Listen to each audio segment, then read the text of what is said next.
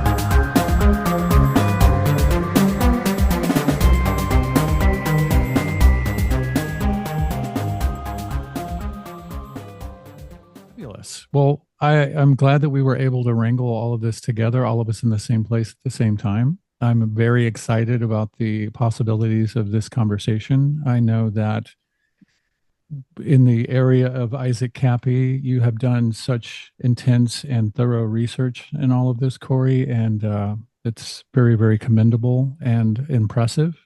And Emily, thank you, is very good at placing templates that many of us wouldn't come up with over the tops of different aspects of reality in a way that kind of casts a new light to situations and maybe takes us in places that we wouldn't normally go. And she's really, really good at that. So I'm interested to see how all of this coalesces together, but I'm not really sure how the fuck to start this.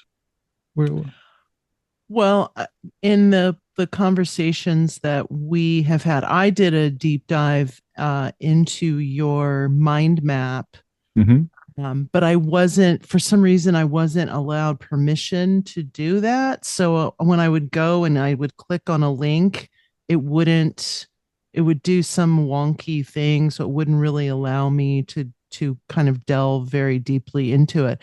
But I did a deep dive onto your website, and you've done some tremendous work on areas of research that I am utterly and completely fascinated by, and areas that I feel like Emily and I, and even Chris, have some crossover interest, primarily in DUMBs. So what I'm hoping that we can do is talk about the history of Arizona DUMBs and how this relates to the work that Emily has done. I don't know if you know Steve, how do you say his last name, Emily? Outram. Steve Outram. He did like a 6 or 7 part series on Isaac. Had some interesting screenshots and interesting information. But I'm just curious to kind of hand it over to Emily a little bit so that we can just have this discussion about the history of Arizona and how it relates, how Camp Navajo and Belmont, Arizona relate to this entire ecosystem that we're researching right now. Well, was that for me or I'm sorry, for Emily? Well, I'll just kind of say my little piece. All right. So I just, I want to sort of echo the both of them in both being very impressed with the amount and level of not just research, but like blood, energy, and time and sweat that you have taken out of your life to spend time trying to give everyone a more complete view of something that probably a few years before that you never would have thought, that was something that you were going to do, that you kind of sidestepped where you were and was like, I'm going to do this. I have to do this. And you came up with a tremendous amount of interesting information. This is, it was not a story that I had followed or dug into at all. Chris here pushed me and kind of had to nudge me multiple times to go listen to the interview that you guys did together. Just because, I think probably 10 or 15 years ago, it would have been the kind of story that I was more interested in, but my sort of research and my interests had taken me elsewhere. And he's like, I really think that he's like, I just want you to listen to it. So I did, and I'm really glad that I did. And for a story that I hadn't followed, I was, equal parts surprised and then not so surprised that the threads that I see in any sort of peak, I call this sort of like edge event, right? A little different than any edge event were there, right? There was, we talked about doing this several months back, and I think where we've arrived today is probably at a different place to sort of look at this from than maybe had we done it back then. And I could probably offer commentary on many aspects of this. But I think the avenue of conversation that may sort of open the most up in terms in parts that haven't been completely opened up in this story, and also sort of take you full circle back to something else you did a really good job on, which was your research on DUMBs in Arizona, is to look at this story through the lens of that research and through where that intersects with this story. Because I think this is my opinion. This doesn't mean that I'm right, and it doesn't mean there aren't reasonable other opinions that I respect. That that a lot of the things that we think are controversial, really, if you drill down into them past the sort of either glamorous or repulsive aspects of those stories, or the parts that are really easy to get caught up in, we end up in this area where we're looking at power and genetics, and the connection, the thing that brings those two things together is what I'm at this point beginning to call, and it's not the traditional use of this term, but I use it because this is the way I see it, nuclear secrets. And I'm talking about the connection between the entirety of the idea of nuclear energy, like not just the bomb, not just like the power plants, the more sort of exotic kind of thing, and then genetics, DNA and whatnot, and how these two things are linked. And I see them at the base of like every sort of important thing we look at. And I think that is playing a major part in this story, and not in the sense of like, like, of course, we have powerful people, right? And they're interested in their families and their genetics. I mean, literally, how nuclear energy as sort of an esoteric or alchemical kind of field works in combination with the genetics of specific individuals, and how much sort of unacknowledged research is going on there, and how many things it touches. And when I was reading through your DUMBs article, like it popped open all the same idea boxes for me, right? As when I listened to your 3.5-4 hour podcast about Isaac Kappy, in terms of like, these to me are the really significant parts of the story. And I understand that, and they're not the parts that are getting the most attention, right? And I think that there's if we want a 360 view of this instead of a 180 view, I think this may help to complete some of that. So I'm hoping you're into that, and we can just have sort of a wide-ranging conversation about where these things intersect. All right, yeah. I'm always open to discuss anything. I've been very careful and clear And I'll explain to you why in a moment. Well, right now, actually. Um, I have, when it comes to the Isaac Kappy investigation, I have been very objective, very Mhm. clinical, very literal, and what I can prove, I what I can prove, I write down, and that's what we say. Here's what we know.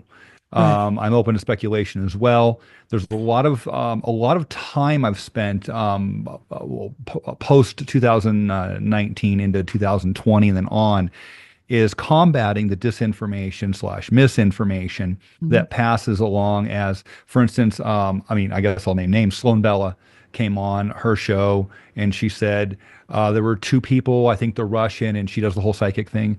Mhm. And whereas I'm fully aware and believe of psychic ability, um, she's kind of got a show. She's got a show. She's an entertainer. Mhm. And the things she says is very off the cuff. And I'm not saying she's always wrong and she's always right, but she jumps on these things and she's never accountable for anything she says. So she can say anything and she can Mhm. put a seed in there, and she did.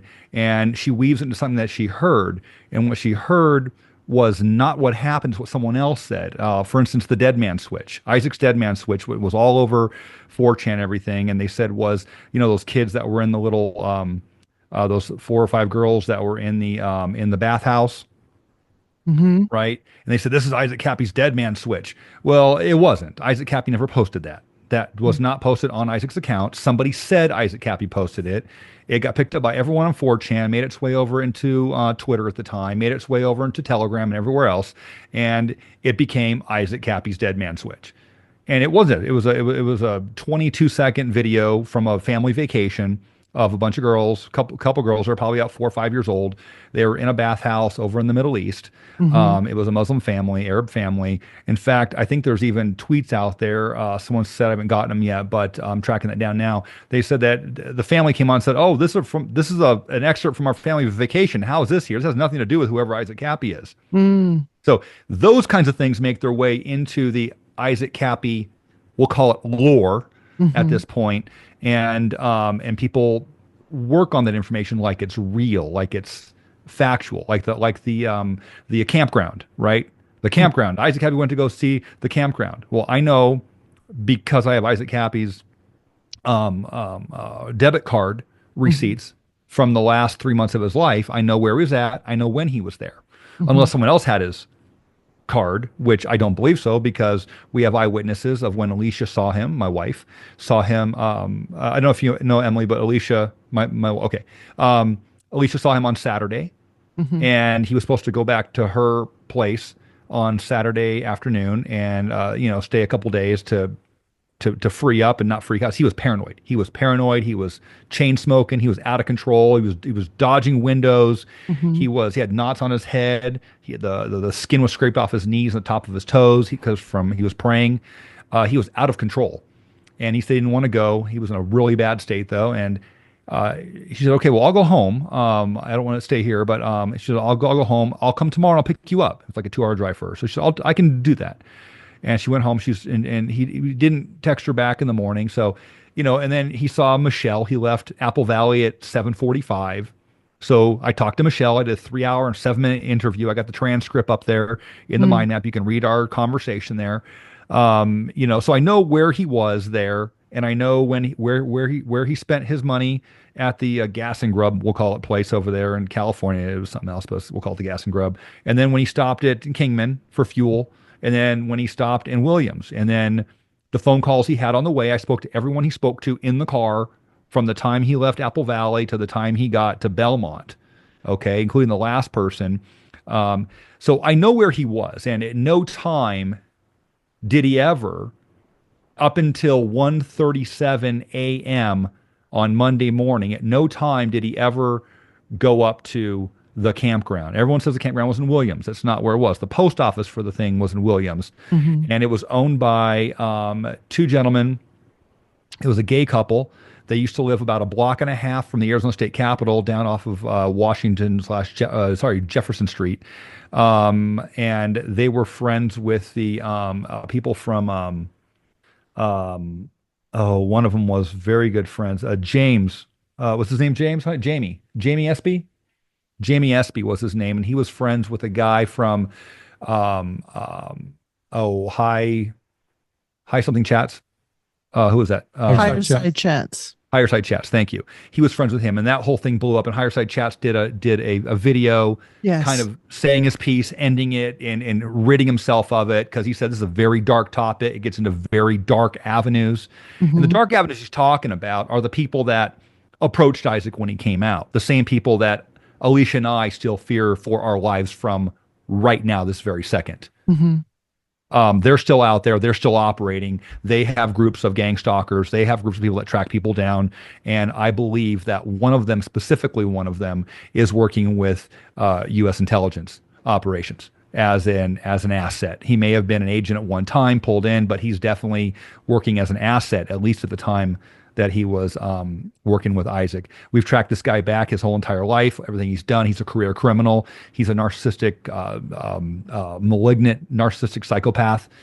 His family has nothing to do with him. He's been involved with everywhere from General Flynn down to people laundering money from theft operations in California, I'm told, to the Woodland Hill murders over there.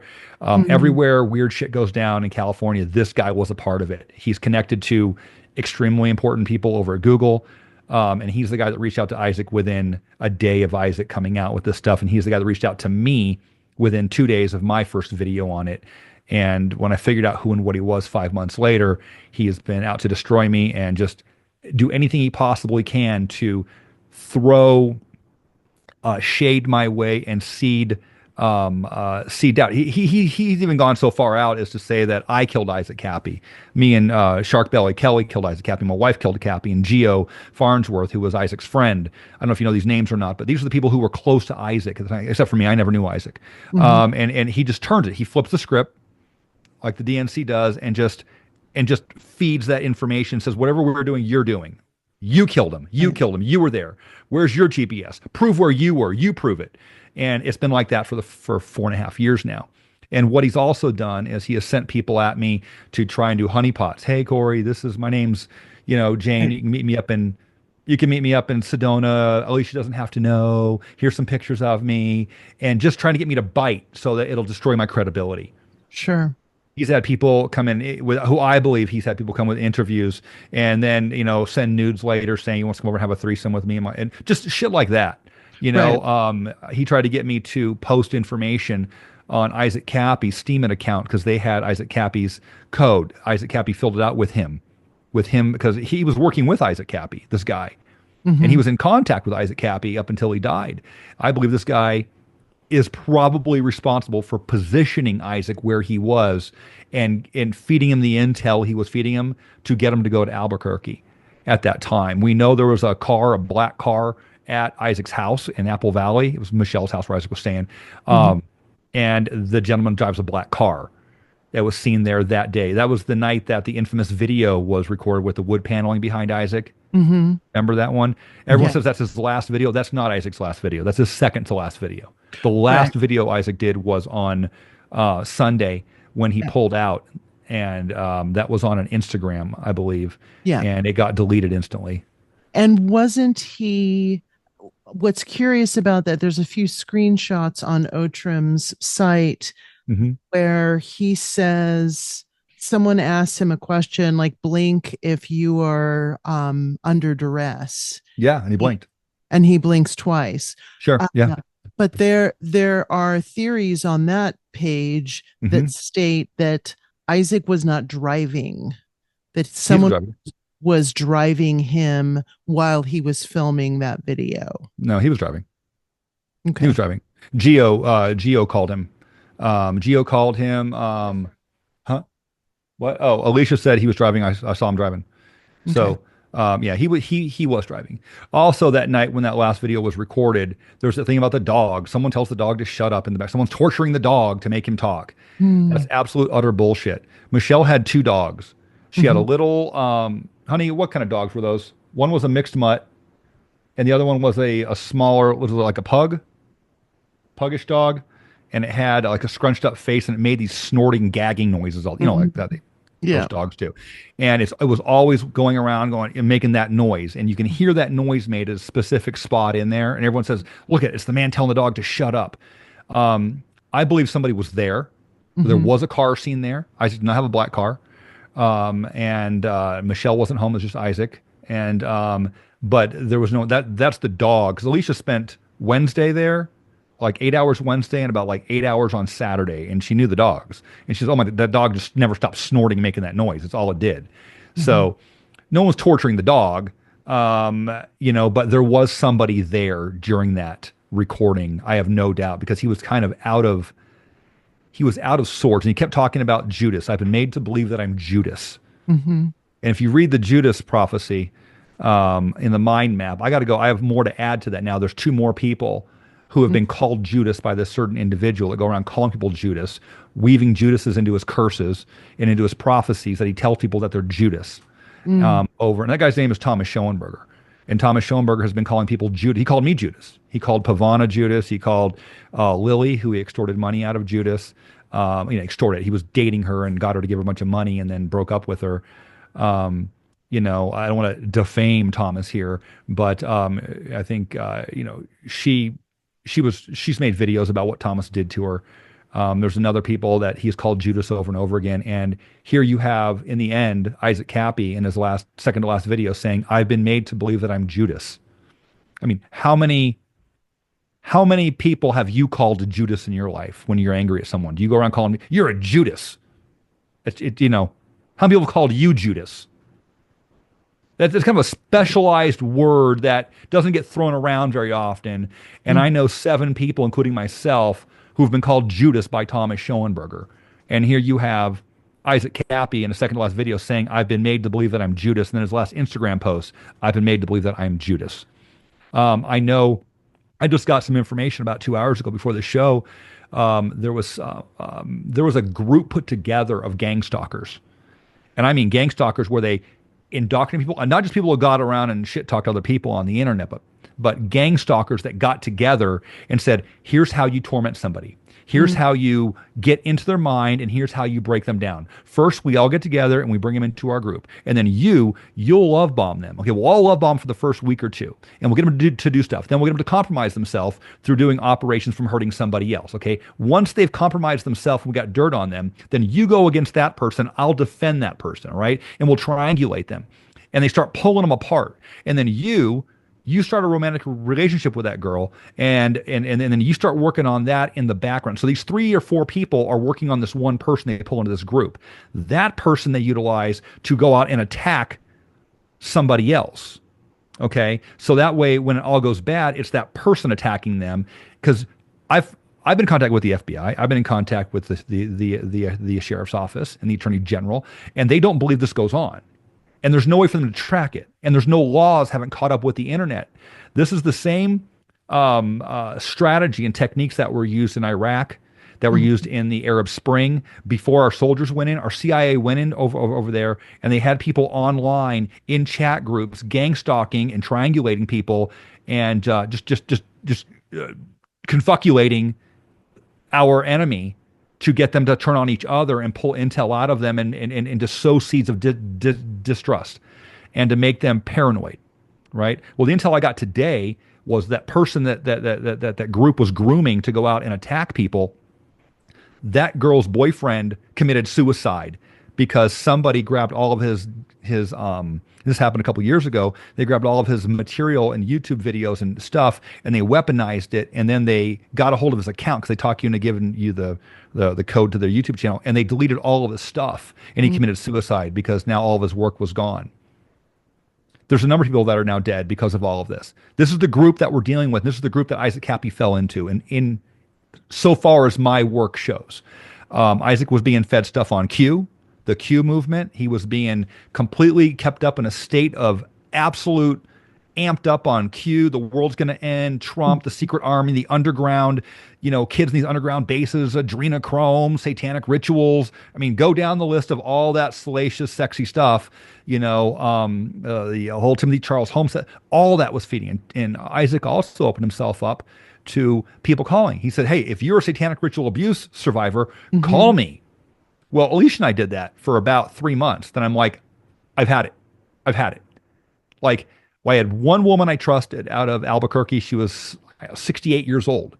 And she told me a story that was completely believable. Nothing, she's like, my dad raped me. And then my dad took me to his friends and he had this group and he used to get kids from the orphanage, boys, and he would take them out there. And I think they killed one time, but then I was raped over here in this building. Here's the address. And, I've gone on, my dad died and he apologized later. It was a believable thing that he was a member of a sexual pedophile group. Right. And it wasn't, there was no adrenochrome. There was no, aliens or underground. It was just like, that's how this shit happens. Like, it happens in real life. It happens next door. It happens at the YMCA, the Mormon church. That's where this shit happens. When you start seeing the stuff about underground secret military bases with horror and, bodies and liquids and bubbles coming up and adrenochrome harvesting, you're in La La Land, and you're in what we call junk conspiracy narrative, right? There's narrative, there's counter narrative, and there's junk conspiracy narrative. And the junk conspiracy narrative is injected into all of the stuff in the Truth or Movement to keep people, to keep them just completely off in La La Land, right? You got 8 hours to sleep a night. You got 8 hours to work a day on average. And then you got to, take the kids to soccer practice. You got to cook dinner. You got to shower. You got to feed the dog. You got to, hoe your garden, feed your chickens, whatever you got to do. You might have 2 or 3 hours a night on the internet. If they can keep you into La La Land, into fantasy land, talking about, Trump's secret army that is mobilizing and saving people underground, 5,000 kids at a time, then they're blowing them up. These things that are not ever used to torture kids again, and they're being signed off as like underground earthquakes, right? And there's no victims, there's no parents, there's no counselors, there's no soldiers, there's no video, there's no audio, there's no reports, there's no attorneys, there's no buses, nobody sees any of this happen. There's no location, there's no GPS coordinates, there's no tunnel, there's nothing. There's nothing but a story at the end of the day. That's how you can track it out. All this crap goes to no stories. And that was being fed to Alicia and I, that stuff. And people were calling all these crazy stories all the time. And I got to the point where I said, if this is what Isaac went, I'm glad we did it. Because if that's what Isaac went through, if he had people calling him 24/7, telling him these stories, some of them might have been real, for sure. Some of them might have been people that were just mentally ill and schizophrenic, for sure. And some of them, I guarantee you, were counter-intel operatives, right, feeding disinformation and salacious junk conspiracy narrative into somebody that was going to go onto a periscope and parrot this stuff out there and drag the rest of the internet into La La Land. So all that's going on simultaneously. Absolutely. And, I'm curious. Go ahead, I just want to interrupt you quickly. I'm curious to know where you feel Alex Jones fits into this piece, because it seems like I watched the video where Kappy goes on Alex Jones, and it seems like Alex Jones is really trying to minimize. He destroyed Isaac. Right. So what is his role in this? Is he a disinformation agent? Was he placed? Like, why did Kappy go on there? What was the rationale that was going to somehow legitimize what Isaac was yeah, for sure. Isaac was blowing up at the time. He was all over the place. He was on the ascension. Like he went ramp. He was ramping up, and that's when he met Alex. Like Alex right there. He was called and asked to go on the show, and he said, "Okay, yeah, I'll go on there." Now, if you noticed on that segment, who else was in that segment? Alex, Isaac, and who? Remember? I know the guy's name. I don't know the guy's name, but I recognized him. Roger Stone. Right. Okay. Roger Stone, from what I understand, has dirt on Alex. Right. Roger Stone is a political operative who's worked for the Clinton campaign. He's worked for the DNC, the RNC. He is in the deep state machine, and now he operates as a good guy. But you've been this guy forever. Now you're this guy. Whatever. I don't trust Roger Stone, but I've been told. I've heard that he has dirt on Alex being inappropriate with children, not in a sexual nature, not sexually in any way, shape, or form. Don't go there. But he was being inappropriate with children. I don't know what that means. That's as far as the person said. And he can pretty much come on Alex Jones' show whenever he wants and kind of. So when Alex had Isaac on, Isaac was so pissed. I think he called a few other people in the family after that happened, and he was raging pissed at Alex. He was baited onto that show so that Alex could destroy him. Because Alex was like, you don't have the proof, do you? People like you are jokes. You're making a mockery out of all this. And Alex might have truly believed that. And you know what? Alex wasn't wrong. Alex came on there and said, where's your proof? Where do you have it? And he's like, well, Seth Green told me that. I have this story. And he's like, where's your proof at? Like, what have you done? Here you are making a thing out of this. And where's your proof? And that is a valid question for a reporter to ask somebody. However, he went a little far and completely didn't just ask him in a polite interview of, but he shined it on and destroyed Isaac's credibility to a lot of people that day. And I think that Roger Stone had a lot to do with that. I think Roger Stone is an asset for somebody. I don't even pretend to know who, but you'd be a fool to believe that Roger Stone is not operating in some capacity for somebody in U.S. intelligence. And we have 23 different branches of U.S. intelligence, so God only knows who it is. But wherever this weird shit happens, Roger Stone seems to be there. So Alex is, I've been listening to Alex, God, since I was 19, 18 years old. He's been around forever, and he's been 10, 15, 20 years ahead of the curve. He's passionate, he's true, he's real about what he says. Is he Mossad? On Isaac Kappy's Mossad Media Matrix map, he had Alex on there, but we throw around these terms. Oh, dude's Mossad, dude's an asset, dude's an agent. Well, let me tell you how this works. Alex gets, he gets approached by somebody. And there's financial, or it's it could be Mike Adams, it could be anyone. Let's say Mike Adams is completely compromised, and he befriends Alex, and they have a thing, and now you have somebody who's compromised in their fingers that Alex doesn't know they are. So Alex can be operating, taking advice from somebody, doing something that's not in his best interest and everyone else, and they start curbing people. Let's say I got my show going, someone gives me $100 tip, and then $200 tip. Every show I'm getting $300 from this guy, right? And he calls me, hey, I'd like to talk to you. You should really do a show on this. You should do a show on that. And then I do that show on X, Y, or Z, right? And I get two other people giving me $50 tips, $100 tips. Now I'm like, damn, this topic really pays. So I start doing shows on underground dumbs of military bases with adrenochrome, right? So now I'm pushing an adrenochrome narrative, which is junk conspiracy narrative. And I got assets that are paying me through YouTube accounts. And I'm now an asset unbeknownst to myself.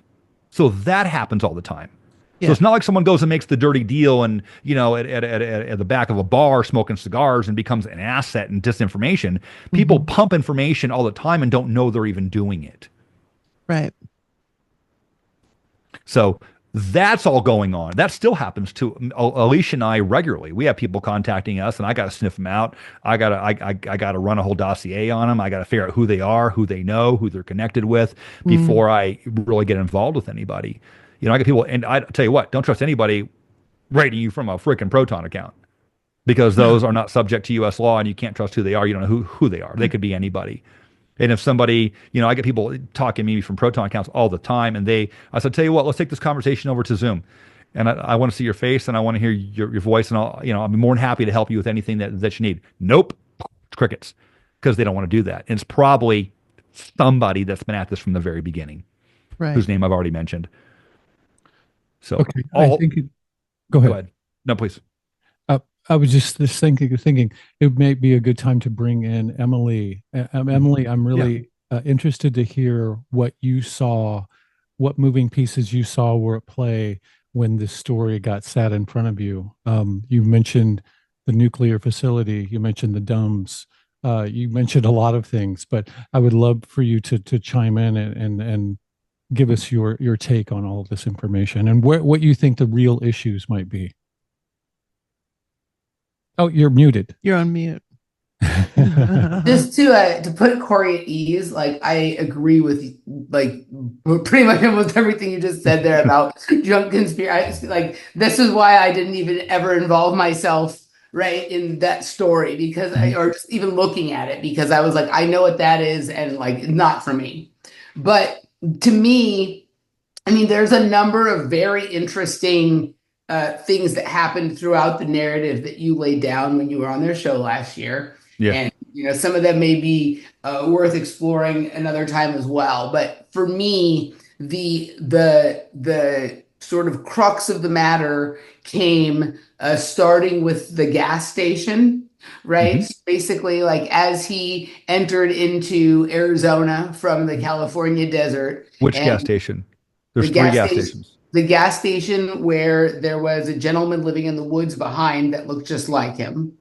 Okay, that was the final gas station right there next to the Days Inn. Yep, The that's Okay. the pilot station. station. Yeah. Yes, ma'am. Right. So what, like, I mean, lots of things had my attention in the conversation before that, but as soon as I heard that, and then you began speaking about the location and the area that I now understand is sort of Camp Navajo and the area of Belmont, Arizona, which I mean, I think it's rather synchronistic that the Yeah. area that you had done long beforehand, all of this research on, like, I mean, there's so many things in your 2016 article that are, to me, what actually the center point of what ended up happening should be, right? Because I think, we can get into lots of details that I think are interesting, and we will. But I think the thing that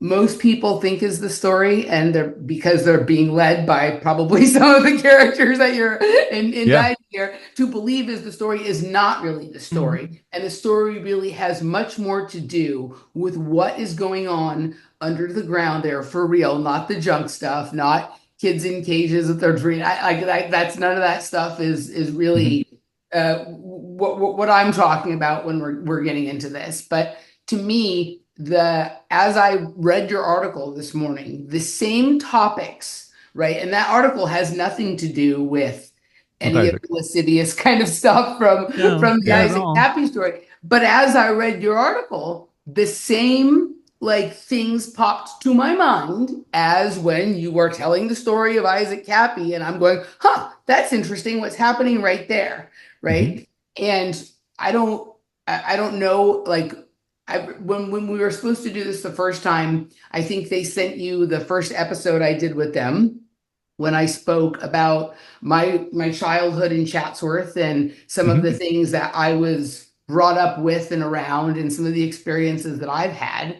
And this sounded same, different, right? That we, like, it was almost like, I mean, I know for sure this is true all around the country, but you have this very strange scenario of nuclear or some kind of weapons testing facilities or Department of Energy type of facilities with a summer camp on them, which means you've got children. And I don't mean this from the angle of the lascivious kind of thing. I'm talking about something much more scientific and esoteric than okay, we're what people think with kids on that kind of thing.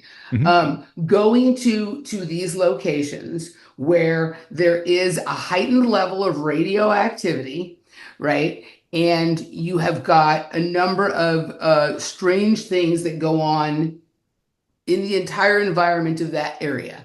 Can be related to underground military bases, can be related to the nature of the environment, the geology, the topography, right? What minerals in the ground, and then why this is an ideal location. And you have some really good points with high-powered voltage lines, right? Everything you brought up completely like fits right on top. Oh, and not to mention that it's a Navajo site, right? So you have basically an area where at one time there was, Indians had as their grounds that they lived on, did their rituals on. There's hieroglyphs not too far from there, right? I find this almost everywhere. Petroglyphs. petroglyphs, like cave paintings in Chatsworth, right? But they look very similar to the petroglyphs that I looked at that site there. And all of the stories that you kind of told in your DUMS article about things that go on around there match up very closely to stories I've told about things that go on around Chatsworth, right? And I don't know, like, I know you've done a lot of work that edges into synchromysticism and all of that stuff as well. But if you look at a show like Dark, I don't know if you've ever watched the TV series Dark. You ever watched the TV series Dark? No.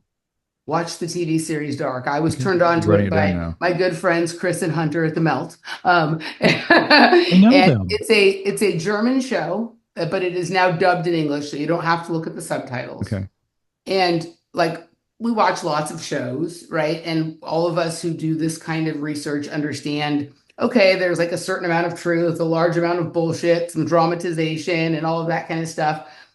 Dark is a little different. I think Dark is pretty close to the most accurate in terms of, like, there's not a lot of stuff in there that is, not grounded in something that I've done like a lot of research on and sort of understand how this works, right? And if you look at the other books that the gentleman who wrote this series wrote, it's clear that he had a childhood that probably wasn't too different than mine and is coming from a very similar perspective that we all are here and trying to tell the story. And the story is about a town in Germany that gets a nuclear facility, and then all of the mayhem that sort of erupts around that occurrence. And the mayhem is multidimensional, it's omnidirectional, it has to do with metaphysics, it has to do with high science, it has to do with time travel, dimensional travel,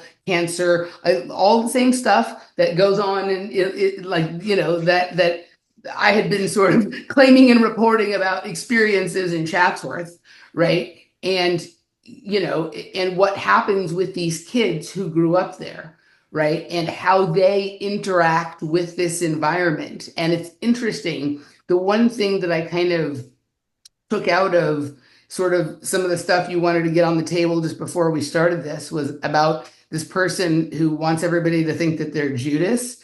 Is part of the narrative in Dark is that there's this sort of gentleman, right, named Adam, who is basically luring and getting the children to do his bidding for him. And he is using some of these prophetic and sort of biblical ideas and stories about how the world came into being and how it will end and whatnot, and using this as sort of motivation to literally get the children to essentially traffic nuclear secrets across timelines and dimensions, right? That's interesting. That's a great storyline. Funny you mentioned the religious aspect, because the person who came at Isaac was full of esoteric, occulted, religious stuff from the I Am cult, stuff from branched into Rosicrucians, all kinds of stuff. And they had their own brand that they had used. The same group that the main character, he has some people helping him. They were also the ones who were the DNC operatives. This stuff goes into politics. This crosses over into politics, like directly. The same people who were contacting Isaac were one tier down from politicians or from politician staffers. Okay. So when you had, what was that? Wall Street, the whole Wall Street thing. Yeah, I know Wall Street bets. I know the GameStop, Game Exchange, the GameStop. No. When all the people were camping out, Occupy Wall Street. Yes. Occupy Wall Street. Okay, yeah. Okay, so the person in charge of that was a woman by the name of Lisa Clapier. She was the. I know who she is. I am familiar with that story, but tell it for them. Yeah. Yeah. So Lisa Clapier was the boots on the ground organizer for operation for the Wall Street thing over there, Occupation Wall Street. And she was the California liaison for that in great part, not little part. She was involved, and she also is very good friends with Thomas Schoenberger.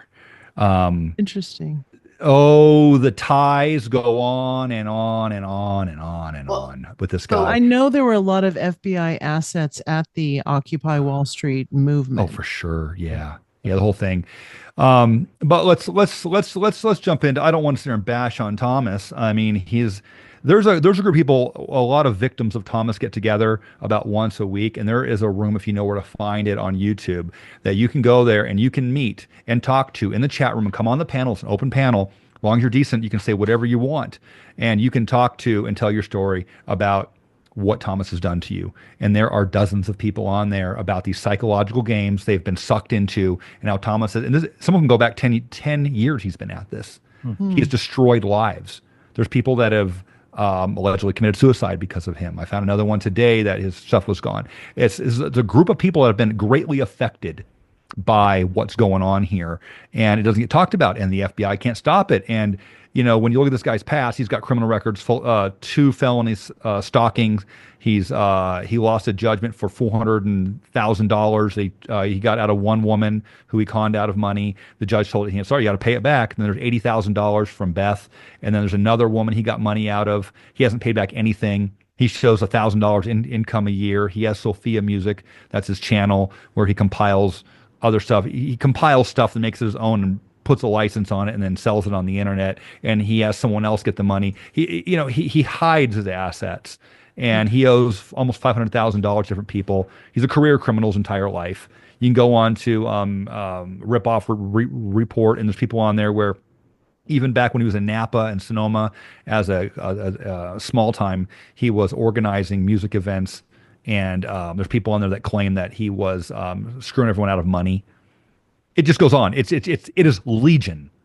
The amount of things this guy's had his fingers in, the amount of people he has screwed over his entire life, and the amount of online psychological operations. From what I understand, I have no proof of this, but from what I understand, he's trying to get involved and penetrate the pedo catchers. And this is what I've seen, as we're ramping up in these times here. You have these prepper channels. Well, prepper channels start fighting with each other, right? They're all good Christians, all fight, and now they're fighting with each other. And I contacted one and said, "Hey guys, listen, you guys are being torn apart. Your community is being torn apart. I guarantee you have operatives in here that are doing this. The government doesn't want you guys prepping and getting ready for what's coming, so they're tearing you apart. The pred catcher community getting torn apart. That's what's going on online right now. They have trying to take control. When everyone in 2016 went over from cable TV to the internet for our news, intelligence had no way to control it. So they're just causing chaos absolutely everywhere and making sure nobody organizes, and you can't trust anyone. That's the game right now. And Isaac just got wrapped up in one of these things, in my opinion. But let's jump into real quick. I'll tell you what I know about the Camp Navajo. Camp Navajo is a National Guard base based right there in Belmont, Arizona. It's rather large by square acreage. It is the largest military base in Arizona. It's reputed to be an underground base. I believe it is for numerous reasons. One of them, like Emily was saying, was geological for sure. When you get into the Bradshaw Ranch down there in Sedona, that got taken over by the Forest Service, and they forced Tom off of his property down there, and they took the whole ranch over. We kind of snuck onto it a couple years back and got video footage and stuff there. Not a lot happens there. It's quiet, but there is a buzzing and a hum at the front gate. It's like our car alarm went off and we were way somewhere else. Like weird shit happens there. But I got a friend who lives there, and she was approached by people. She was riding her horse up north of that, up in the canyons there in the Red Rock Secret Wilderness. And there were people that showed up with guns, M4s, black outfits, no insignias. And this is classic. Deep military, like deep special operations. UFOs, if you go from Sedona north through Coconino County up to the Utah line, that is the second most UFO active sky in the entire country. So there's a lot of weird shit that goes on up there. Camp Navajo, like 24,000 square feet or something, or the base, or square acres. Yeah. The base itself of Camp Navajo. You said it's the I don't remember the largest. exact, but if that's what you read, it is big. It might be. It is an ordnance dump, is what it is. So when you go on Google Earth and you go down on it, you can see all these roads going in the back, kind of like a neighborhood, and Yes. they go into these little bunkers. Those are underground hardened bunkers where they put munitions and ordnance, Right. artillery, missiles, whatever we got, Sam's. And we also house nuclear warheads there because people come international weapons inspectors come there once a year, twice a year, and they inspect those weapons there. So do I believe it's an underground facility? Hell yeah. I got somebody who I knew drove in there years back, maybe 10 years back, and they saw what we would describe as a flying saucer just sitting behind a building. It wasn't a prop. And he was driving, he was a delivery driver, and he went off where he wasn't supposed to. He was kind of back in there. Mm-hmm. And someone said, "Yo, get out of here, get out of here." They turned him around. He said, "Dude, I saw a flying saucer. I don't know if it was a prop. I don't know what it was, but there's a freaking flying saucer back there, like right behind this hangar." I believe that there are tunnels that go from Camp Navajo all the way down to that Bradshaw Ranch. Mm-hmm. And I think they go somewhere else. Have you guys ever heard of the Enchantment Resort Yes. in Sedona? Have you ever stayed there? No, but I actually have a very strange relationship with Sedona. My mom was very attached to Sedona, and I got a book recently about the vortexes in Sedona, and it mentions the Enchantment Resort. Yeah. Yeah. The Enchantment Resort is right there at the head of Secret Canyon. Yes. I actually have been there. I've not stayed there, but I've been there for dinner. There's a restaurant there that I've been to with Jeff, actually. Have you gone? Did you go into the spa? No, I just went to the restaurant. Oh my God, the spa is phenomenal. All right. Oh yeah. Yeah, well, I used to concierge in Scottsdale, and one of my friends worked for the Valley Ho, and the Valley Ho is a sister hotel to the Enchantment. So if you work for these hotels, you can stay at these hotels. They're usually $500 a night for like $65. So we stayed at the Enchantment Resort several times for like $65 a night, and we just lounge it is the most decadent spa you've ever been in. It's a beautiful canyon, but that canyon itself was known by the Yavapai and the Sinagua before them. The Yavapai is the tribe that was there most recently, but the Sinagua is the culture that was there prior to 1500 Spanish European contact with the natives, and that is known as the birth orifice. Let's say it is known as the vagina of Mother Earth, where they came out of, the Sipapu for their people, right? The way that the caves or the other Sipapu place down there is Montezuma's Well on the other side out there by Camp Verde. That's one of my favorite places in the whole entire state. Nobody knows how magical that place is. It doesn't look like. Well? Yeah. Oh my God. Yeah. Okay, so this is my question, Cory. Go ahead. Is there a reason why the military is choosing these locations that used to be somehow associated with indigenous people? Are these power spots? Why would they choose 23,000 acres in Arizona, that particular piece of land? I know you've talked about the topography and the geology of that land, that it's easy to build into. Do you think that has something to do with it? I do. I don't think anything is monolithic when it comes to what government does. Government is institutions, right?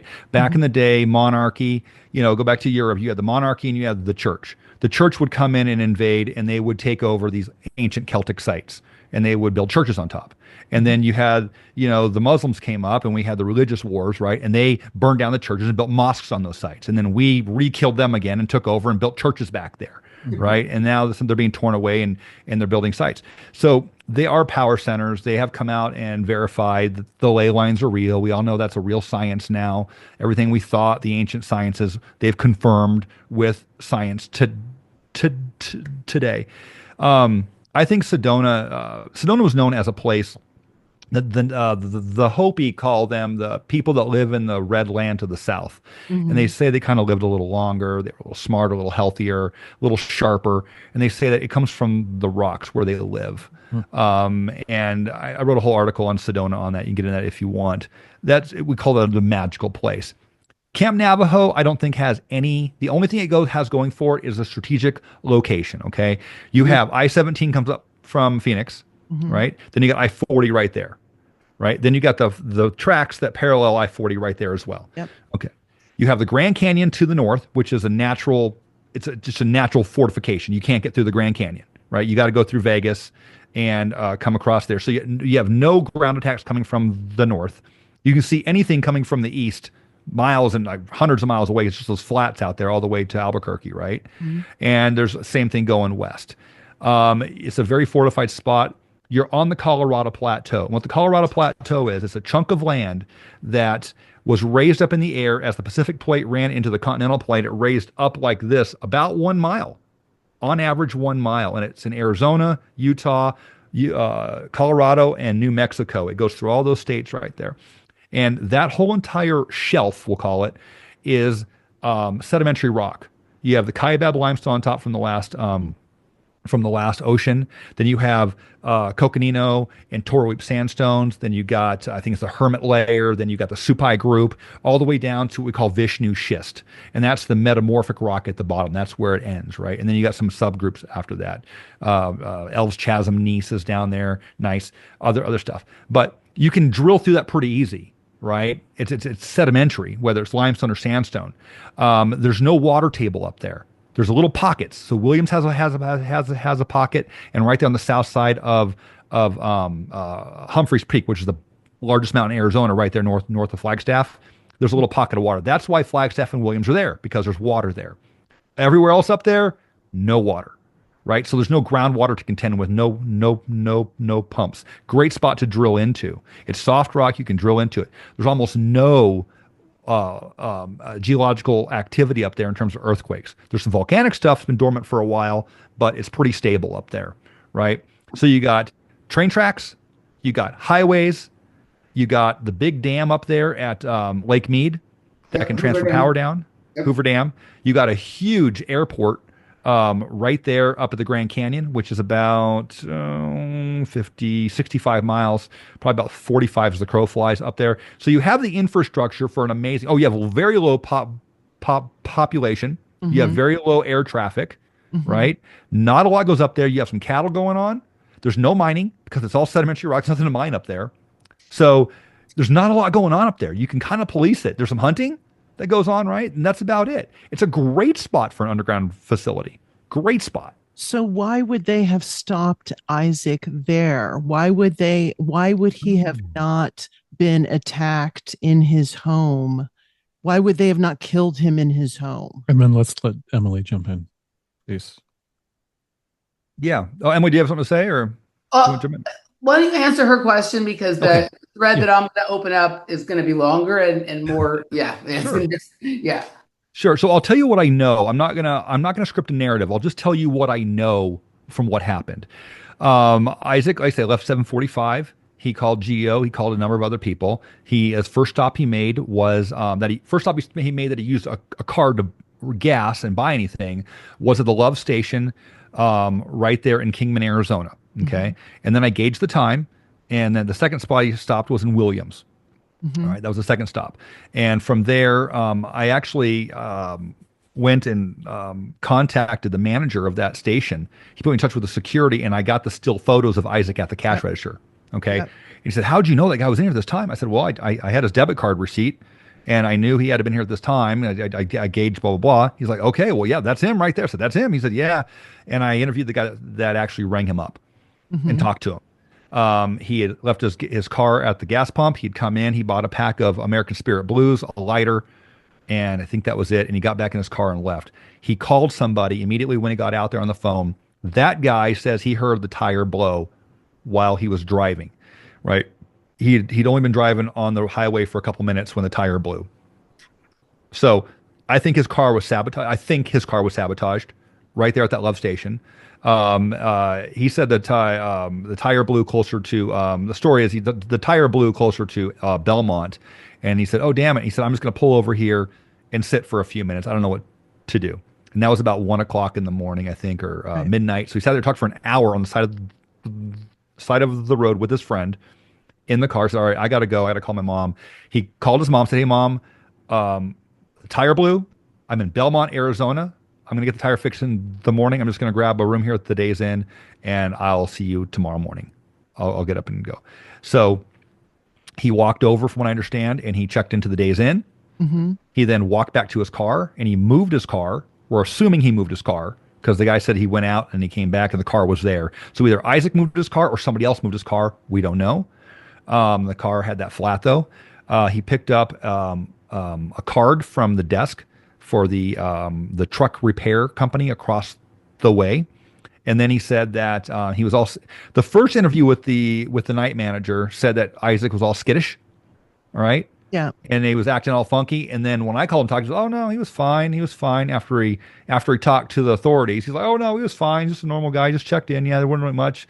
But when Jonathan Wolf called him, okay, that was the first guy. You know who Jonathan Wolf does? You know, he's a cameraman, right?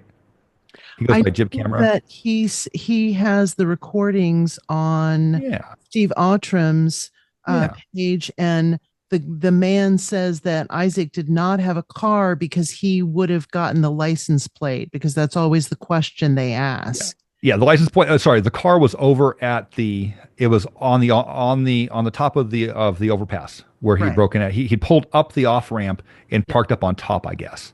Yeah. And he called his mom from that location. Then he checked in, and then he went and got his car and pulled it back over there. But Jonathan Wolf, he goes by Jib Camera. Not only does he do freelance work and is he Alex Jones's cameraman, he's also a very good friend of Thomas Schoenberger. Interesting. So I'm telling you, I could go on all day with these connections. Okay, all day long. So he's the first guy that reached out within hours and talked to that guy. Mm-hmm. All right. And I've had a 3-hour conversation with Jonathan Wolf. So we know each other very well. I told him exactly what I think of his friend. And he seems to think that Thomas walks on water.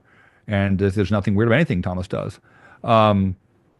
So that all transpired. Then the night manager said that he walked around nervous, smoking cigarettes all night, talking on the phone.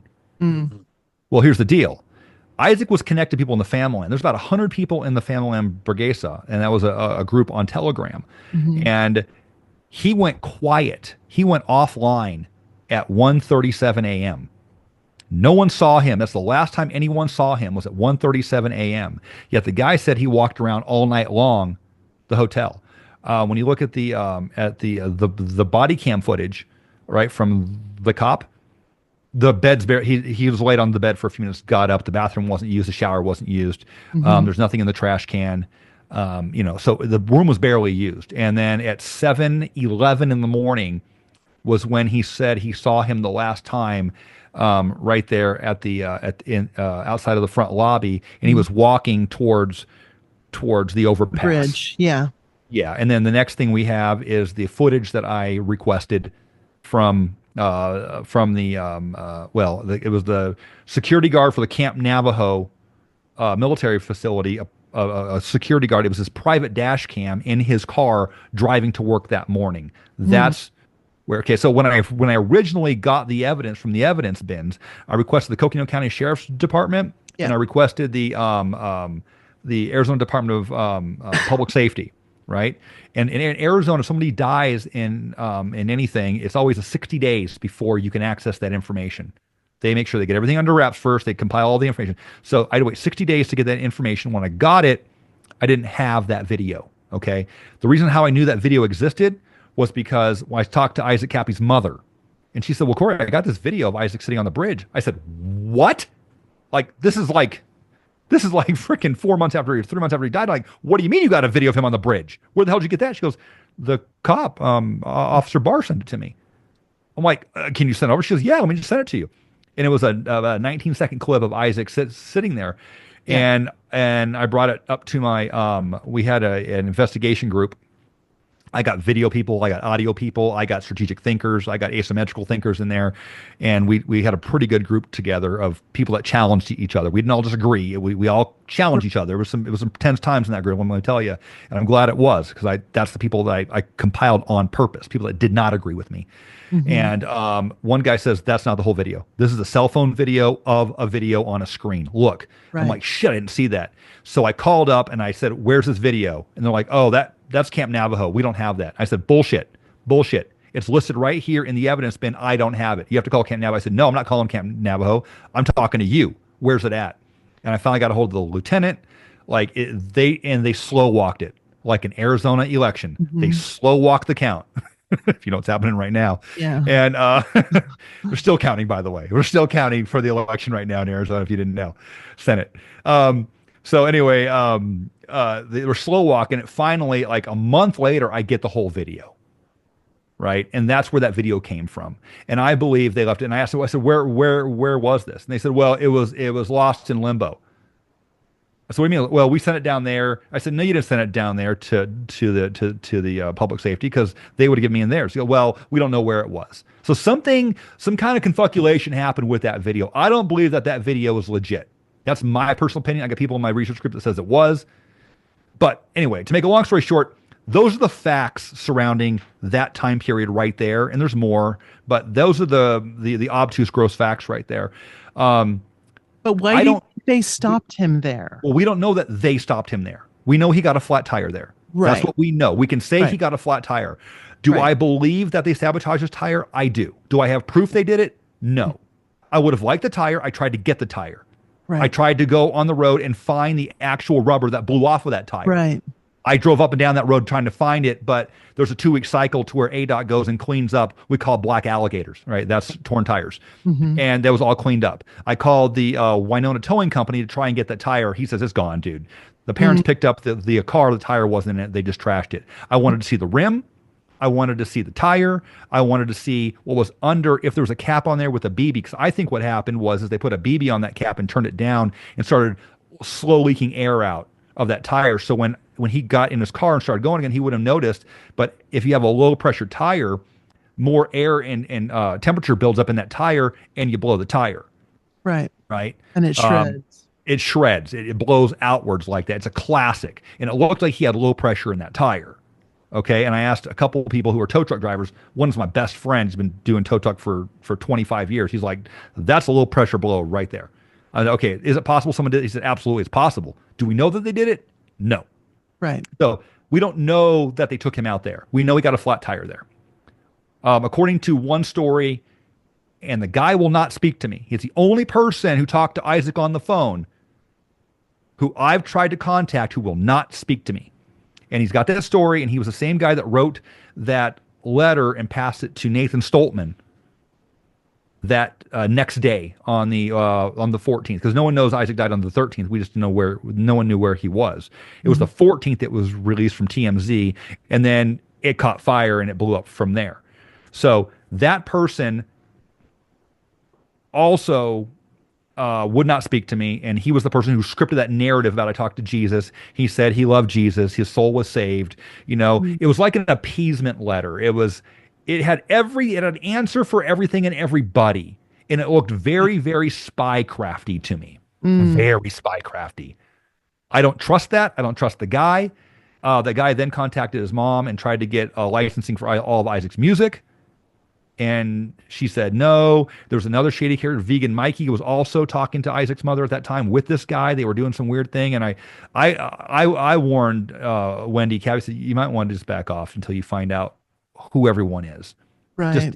Just at this point, you do what you want. My advice is I wouldn't make any decisions on anything. She said, we're not going to give the Isaac's music rights away to anybody. So there was a lot of weird stuff after that that's not really known in the public sphere, that's not in the mind map. And by the way, there's a lot of stuff that's not in the mind map because of my sources. There's information we're working on. We get tips every once in a while. That's not in the mind map. People don't want to come forward with their name. So I got information that we've passed forward to the FBI. That's not in the mind map. And I wish I could come out with some of this stuff to clarify some stuff, but which makes the people doing the junk conspiracy narratives and the counter narratives, I mean, so much easier to and they just keep throwing crap at the wall, seeing what's going to stick. Yeah. You know, I'll tell you one of the most intriguing things for me was the homeless man. Yes. Let's get to it. Let's get to it, and then we'll get back to some details about the base a little later. And I'll try to make it I know I'm long-winded, but I'll make it about a minute or two here.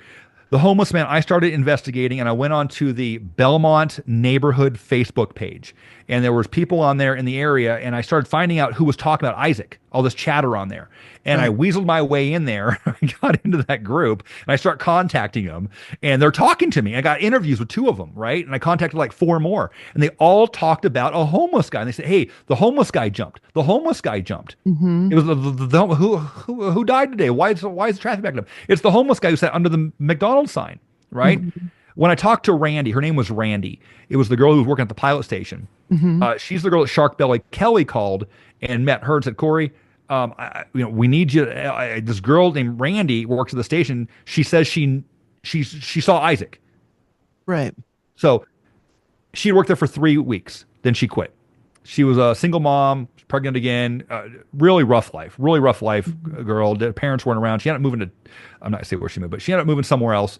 And she told me the story that there's this guy. He was homeless, and I said, who is it? Because she said, oh, it was Isaac. It was Isaac Kappy.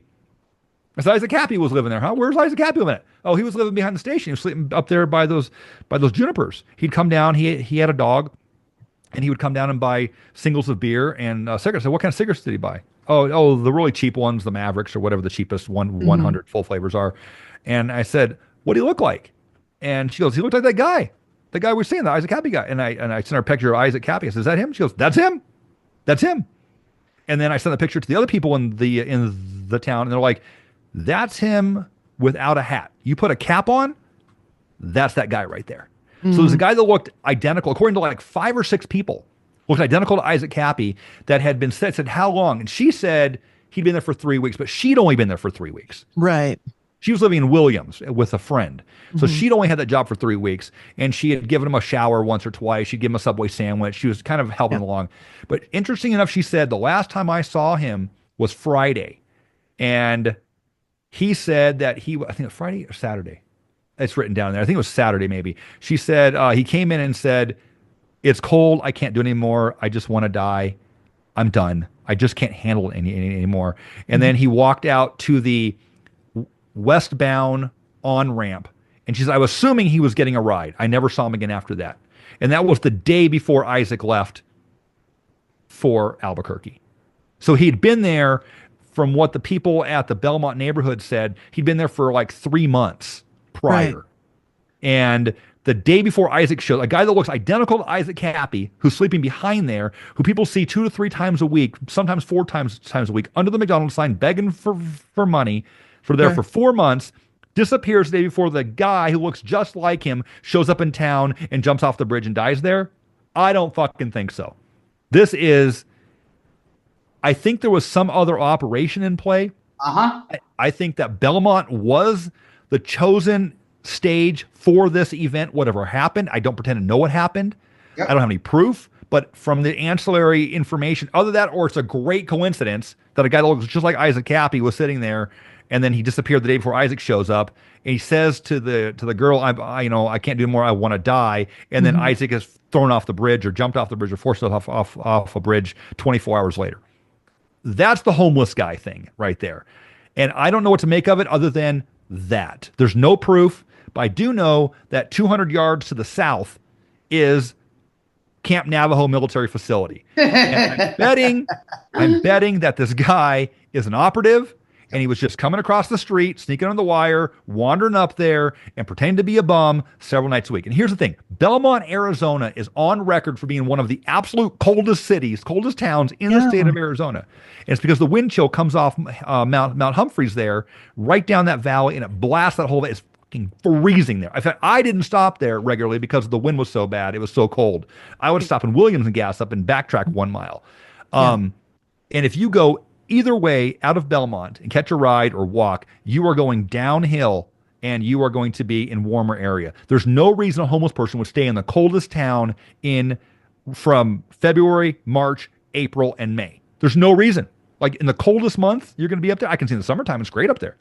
But the wintertime, and you're homeless, you look just like Isaac Kappy, and you're sitting there sleeping behind a gas station, freezing your ass off? No. My instinct tells me he was an operative, undercover, over there doing something. He was making his presence known as the guy that looked like Isaac and I don't think the original plan went off. I think the plan got changed to something else. I think something happened and it got morphed, and plan A screwed up and they went to plan B.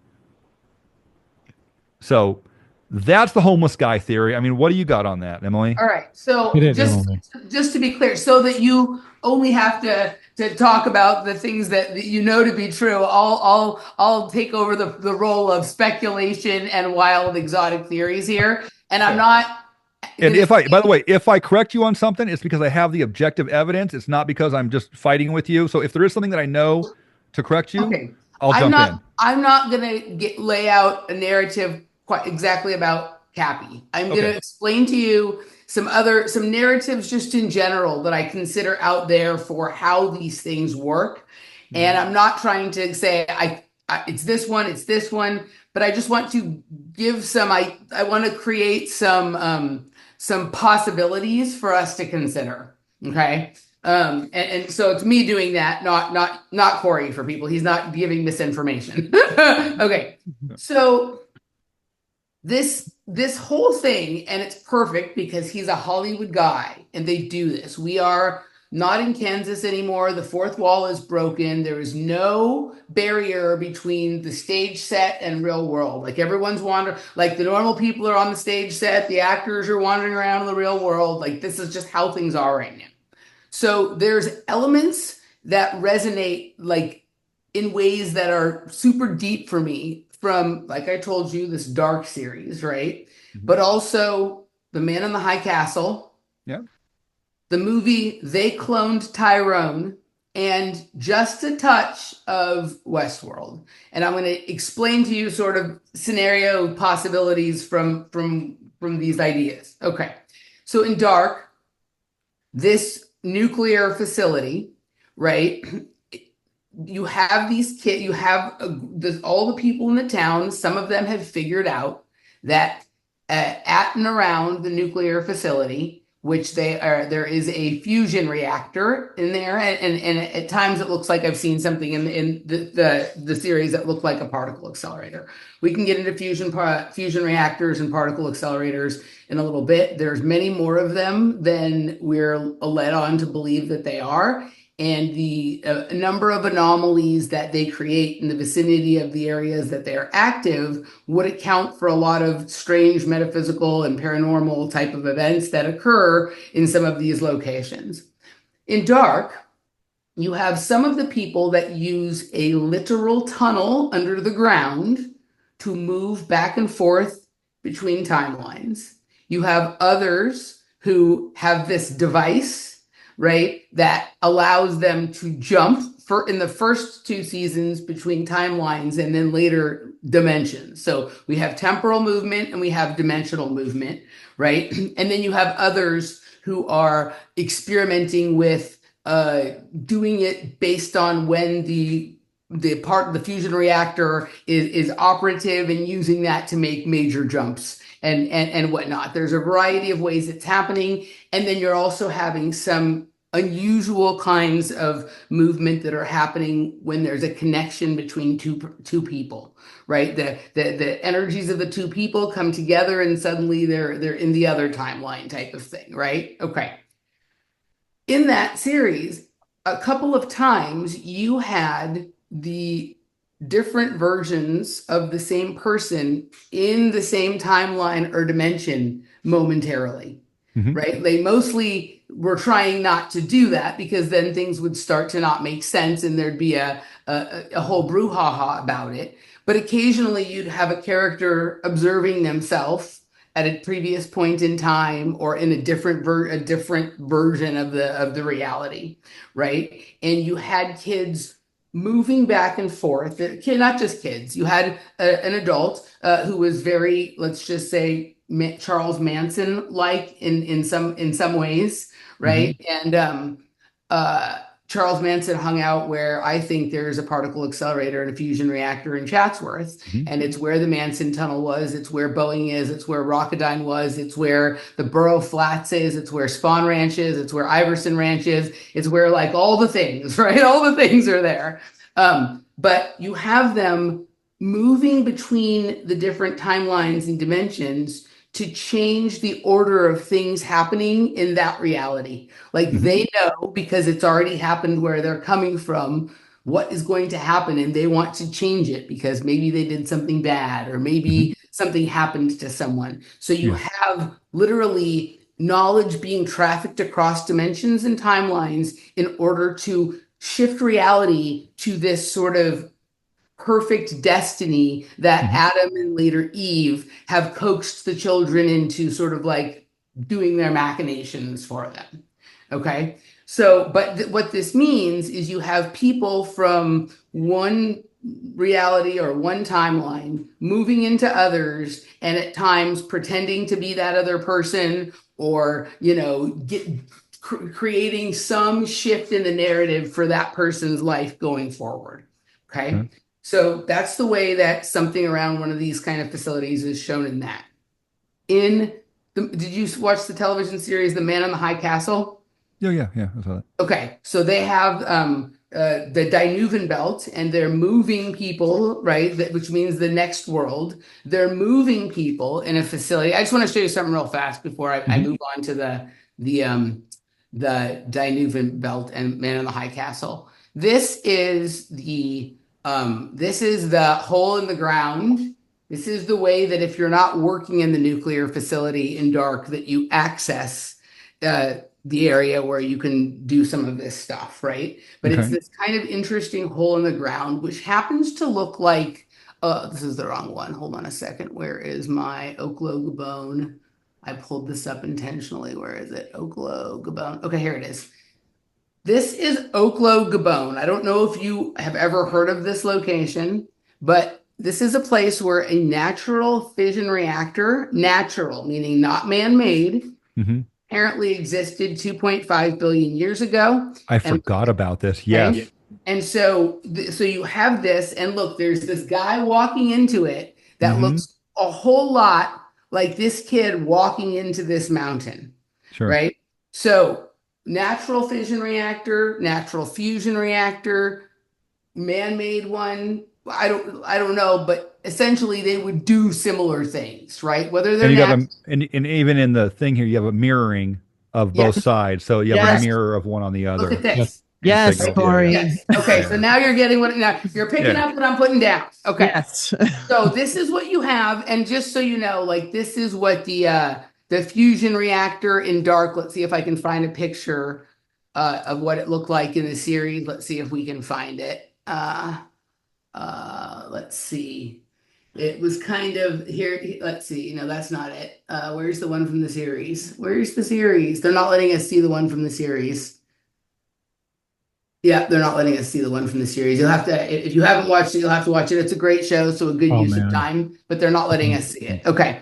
All right. So then in The Man in the High Castle, they have what's called Danuvenbelt, right? Which means a German word for the next world. So this is a technology that they had created to literally move them into the next world, which they were going to conquer as well.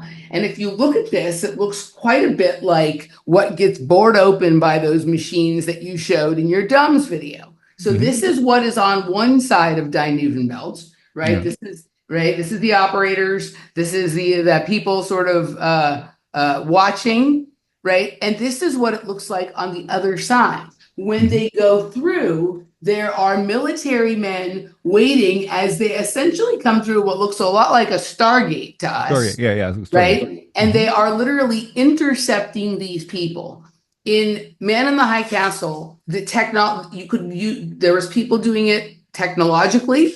There was also people who were doing it through going through these strange underground passageways in the mountains. This was part of the narrative of what had happened to the United States, but they were also trafficking things across territories, but in a few cases also sort of dimensionally. And then you had people who could do it a spiritual way. People who had a specific sort of vibration or energy were able to jump to the other worlds without having to use technology. Now, in Man in the High Castle, if they were doing it with the machine here, they couldn't have they couldn't go to a place where there was a version of them there. If that person had died in the other reality, or if that person came over here, then they could go over there, but they couldn't both be in the same place at the same time. Like in Dark, they could be at times, right?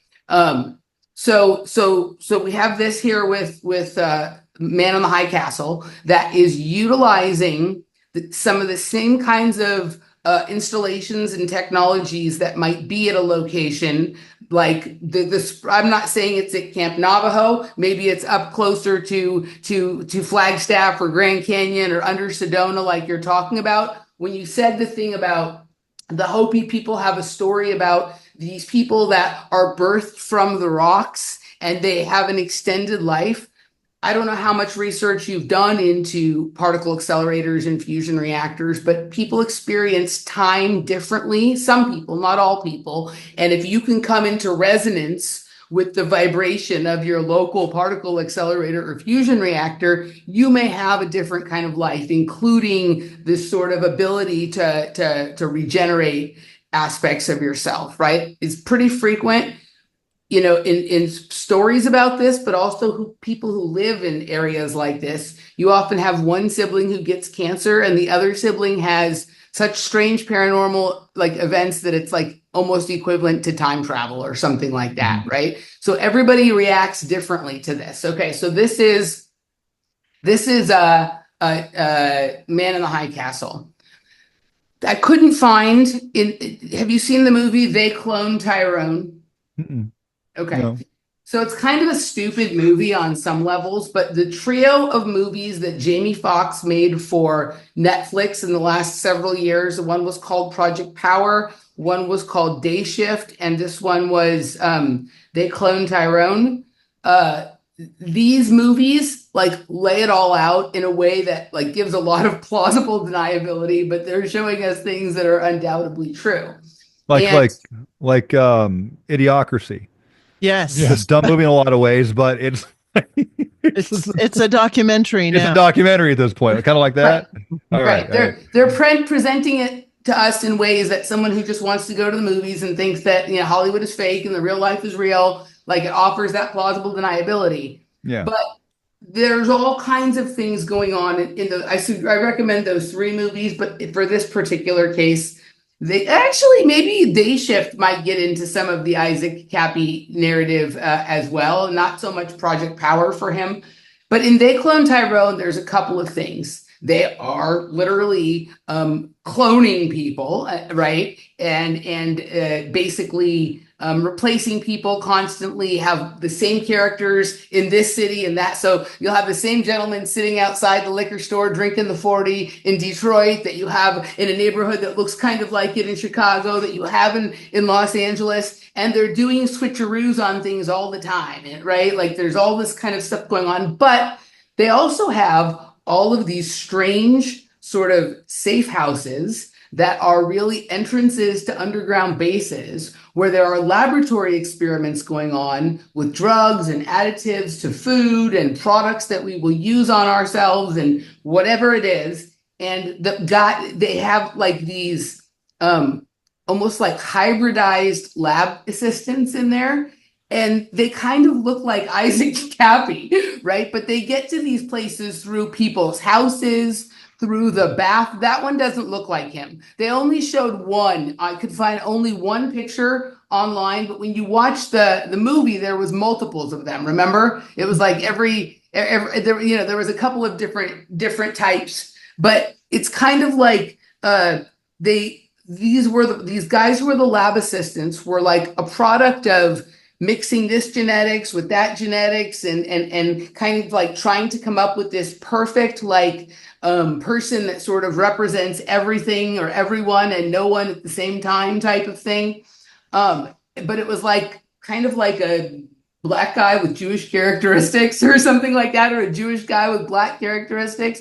And when I saw it, I thought of, because I saw it after I think I had listened to you guys or around the same time, and I thought that there was something about that this experimented on kind of person that reminded me a little bit of Isaac. Like, I don't know what his genetics are. I don't know what his background is. But it made me think of that, right? So it's kind of like, this is the silliest thing I'm telling you, but if you literally look at the storylines, the characters, and even the specific actors that show up at certain points in the story, you're like, that is a true statement they're making right now. They are telling us in this absolutely ridiculous scene who they are, and it resonated with some of this story. And then the last bit is Westworld, and the servers for the thing that held their entire reality together, which was multiple versions, simulated 1, 2, 3, 4 versions of the same reality. Those servers were literally stored at Hoover Dam, and that whole underground base that is the basis of that story, right, is underneath that same area that's sort of between Colorado, Nevada, Arizona, whatever that you're talking about, right? And there's some very interesting ideas there. The latter two, a little bit less for me, but Dark and The Man in the High Castle, right? And in Man in the High Castle, you have people sort of trafficking secrets across realities, whether they're like different areas of the country or dimensional in some ways. I wonder, like, this is where my mind goes with this, right? That we believe sort of, well, not you and I, but like the public has been led to believe one thing about reality. And then when they use their imagination or think about what the future or the past might be like or have been like, they're like allowed to expand past our narrow band, a centimeter, a quarter of an inch, or whatever it is.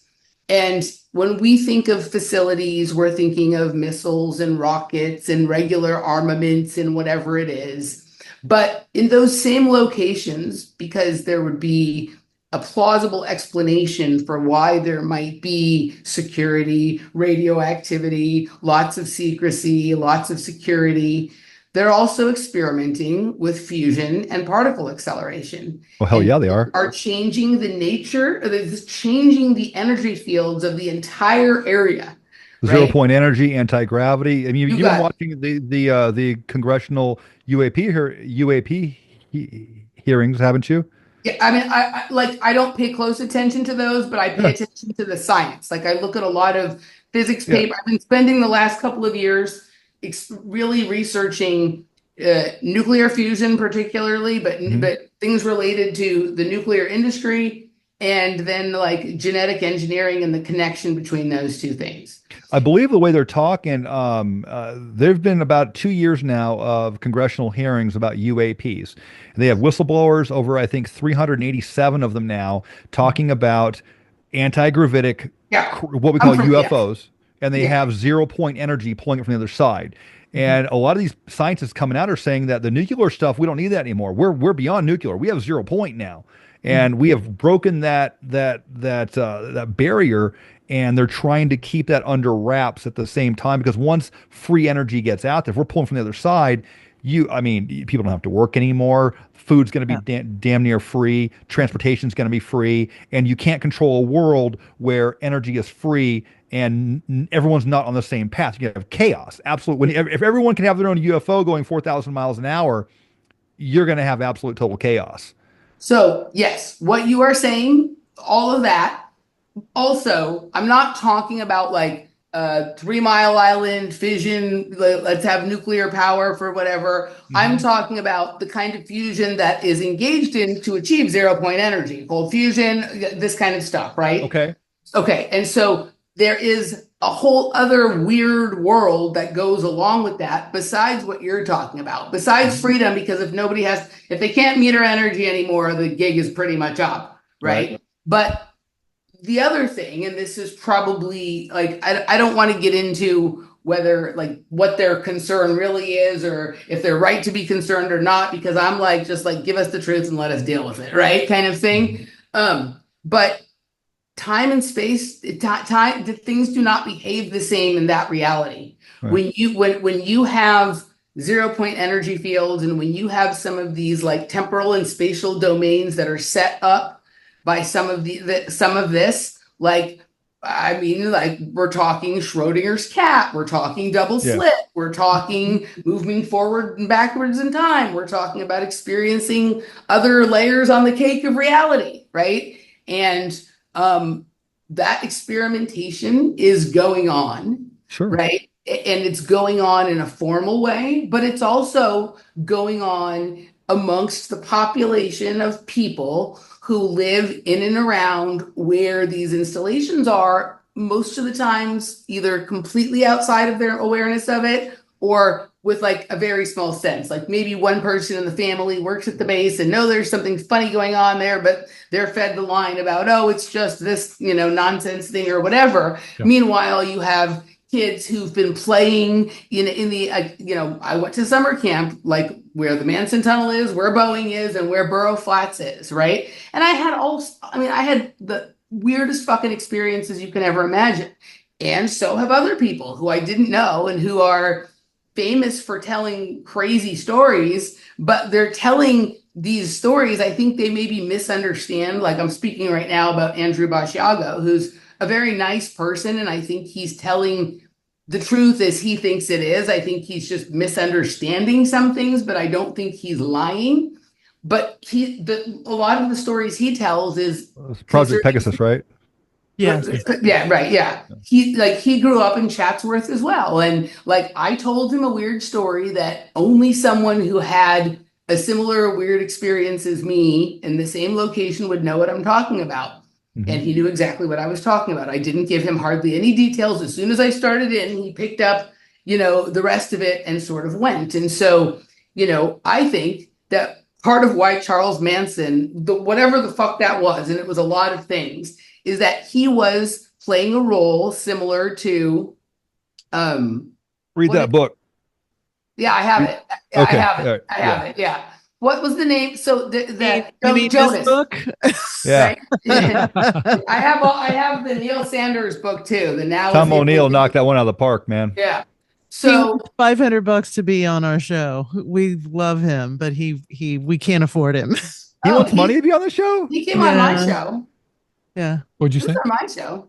Tom O'Neill? Oh, not Tom O'Neill. Neil Sanders. I thought you meant. I was like, Neil Sanders was on my show. Yeah, Tom O'Neill probably. Tom O'Neill probably. So in Dark, the character Jonas was a very, like, at least in the beginning, until you started to understand what was really happening, seemed very mysterious and kind of Manson-like, and he was, hanging out with the kids and getting them to do things and whatever it is. And it turns out he was a little more complex of a character. But I think it's entirely possible that Charles Manson was one of these people who was being used to move secrets, to do, if you have something like this going on, of course, you're going to have people on the outside, cartels, gangs, corporations who are like, oh, we know what's going on there, and we're going to use that to our advantage, and we're going to get people to do our bidding, and then we're going to let them get away with whatever they get in trouble for and whatnot. I think the mystery of Charles Manson and why he spent so much time in Chatsworth, in places in Arizona, in places in Death Valley, was because he knew where all the, you can call them elevators, you can call them fusion reactors, he knew where all the places that he could pass through, not just in this reality that we are all living in here, but how he can move between dimensions and what story I don't know if you get confused, what story he's peddling where, whose bidding he's doing where. I think there was something really complex going on at a very specific time where, it was kind of chaotic, like right now. Right, you had all the protests and the all the different movements and all the political upheaval, And it's kind of the same now, but like reverse, right? Like it's like the Democrats are like the military industrial complex, and the right is more like we want freedom and we want the truth and whatever it is, right? That's called a political realignment. Yes, right. So, and just to add something to this particular story, you know, if you've read this book, Cory, Charles Manson's relationship with Terry Melcher, who was Doris Day's son, right? Yeah, yeah. Doris Day died on the same day that Isaac Kappy died. Yeah. Yeah. And it was weird. And Charles Manson engraved his name in the courthouse in Belmont, Arizona. Say that again. Charles Manson engraved his name on the wall in the courthouse in Belmont, Arizona. That's interesting. I didn't know that. I did know that Doris Day owned a hotel there in Arizona, or right there in Belmont. Yes, the one that had the tunnels underneath it. That's no, I don't have any tunnels under it. I just know that there's a hotel right there. I think I wrote an article about it, or I made a video about it. Yes. Okay. She had owned that hotel. It was a small hotel, like a motel, but she owned that back in the day. And yeah. I mean, there's no. I mean, when you say the one with the tunnels under it, which hotel, and do we have verification of tunnels? In your DUMS article, there was something about like a hotel or a bar that had access to underground tunnels that the city had required the owner to block off. Yeah, that's in Kingman. That's in Kingman. Okay, that's in Kingman. Okay, here's Charles Manson's inscription in the courthouse in Belmont. Interesting. Cool. Okay. I didn't know Belmont had a courthouse. To tell you the truth, you know, something I didn't know. So okay. So if you can create narratives that sound incredibly controversial, super lascivious, right? And super like can get everybody wrapped up in them because they involve like illicit behavior, they involve celebrities, they involve all children, all kinds of things like that. Well, we're fourth dimensional reptilian hybrids. All the right. Yes. Okay. But everybody getting sucked into some part or version of that reality, right? Meanwhile, your only goal, like these are people, imagine people who would be totally fine with everybody believing they're pedophiles as long as people don't know that they have access to time travel, interdimensional portals, and that they use those things to sort of advance their, for whatever it is. Like people could be doing it just for scientific research. I support that, but people take advantage. We have governments, we have military industrial things, we have secret societies, right? And so we have this scenario where you've got an energy field that opens up you have access to things that open up energy fields that different people respond to differently. Okay. When I was studying, like I've been looking at a lot of stuff the last couple of years, and I discovered that one of the things that they have looked into to power fusion reactors is using custom strands of DNA. Now, why would they do that? Part of the problem with nuclear fusion to this point is that the amount of energy it takes to cool the machine that's going to do the thing that's going to create all of this abundance of energy, it's a huge amount of money to cool that, and size, it doesn't make sense. Right. So what you need as something to be the fuel for the fusion reactor is something that can cool itself, something that can get hot and stay cool at the same time. That would be something that has superconductivity. It has low electrical resistance, which means that it can move through, or energy fields can move through it quite easily. So if they're going to create custom strands of DNA that can do that, well, where would you have gotten that idea unless it was that you recognized that some people had this DNA, right? That some people, when exposed to these energy fields, had a different reaction than other people. It didn't seem to fuck them up the same way it fucked everyone else up. All right, what's interesting about their genetics? Let's see if we like it wouldn't be it wouldn't be right or proper or moral to just use a person for their genetics and just constantly need a never-ending supply of their DNA samples or blood or whatever the fuck it is. I don't think it's blood, right? But if you could know what that sequence was and then come up with ways of replicating it, right? And each of these were almost like keys to different doors, right? This person's got a combination of stuff going on in them that takes them to this vibrational frequency layer of the cake. This other person, something else. What happens when we put these two together? Oh my God, that opens up a whole other pocket universe we didn't know before, right? Like something kind of like that. And I find it very interesting that in the last, the period of the rise of the conspiracy, reality, and then its peak. So, from, like, let's just go from like Oklahoma City, right? Until now, but then with the peak being during COVID, during that time, you have the development of Ancestry and 23andMe and all of this kind of stuff. And then during COVID, like there was nothing they wouldn't do to get you to take a goddamn PCR test. Where were they going and what were they doing with that? Yeah, I say often on my show, I said, if ever you're going out there and you feel really dumb, just remember somewhere somebody took the vaccine for a fucking donut. Right? Exactly. You're not that dumb after all. Okay.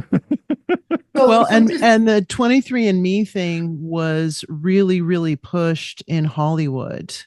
So when I was cleaning houses in Hollywood and I would go into these millionaire people's houses, there was always a 23andMe kit in the house that they had given for free. That 23andMe was saying normally it costs $300 to get your 23andMe done. We'll do it for you for free. And I went into half a dozen houses of famous actors that had these kits. And one of them asked me, who's actually a pretty big actor right now, he said, "Do you think I should do that?" And I said, "Fuck no." No. No, you're giving away. You are basically handing your DNA over to a company who can then sequence your DNA and do whatever the fuck they want with it. And own it. And own the rights to that DNA. Yeah. So if they find out that your particular seed, what's that? I just said own it and clone it.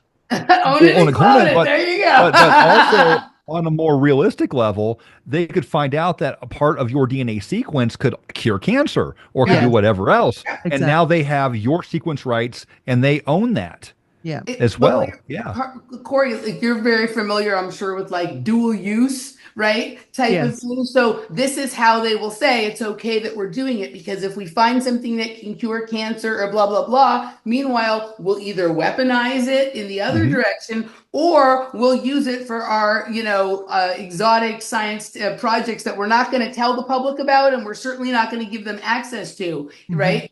Okay, but check this out. And I'm going to say this last part, and then I'm going to shut for a while and let you guys munch on what I laid down.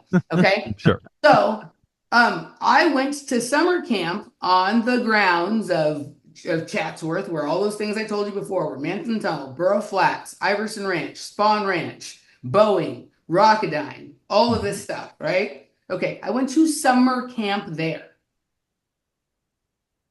Okay, there is a summer camp on Camp Navajo.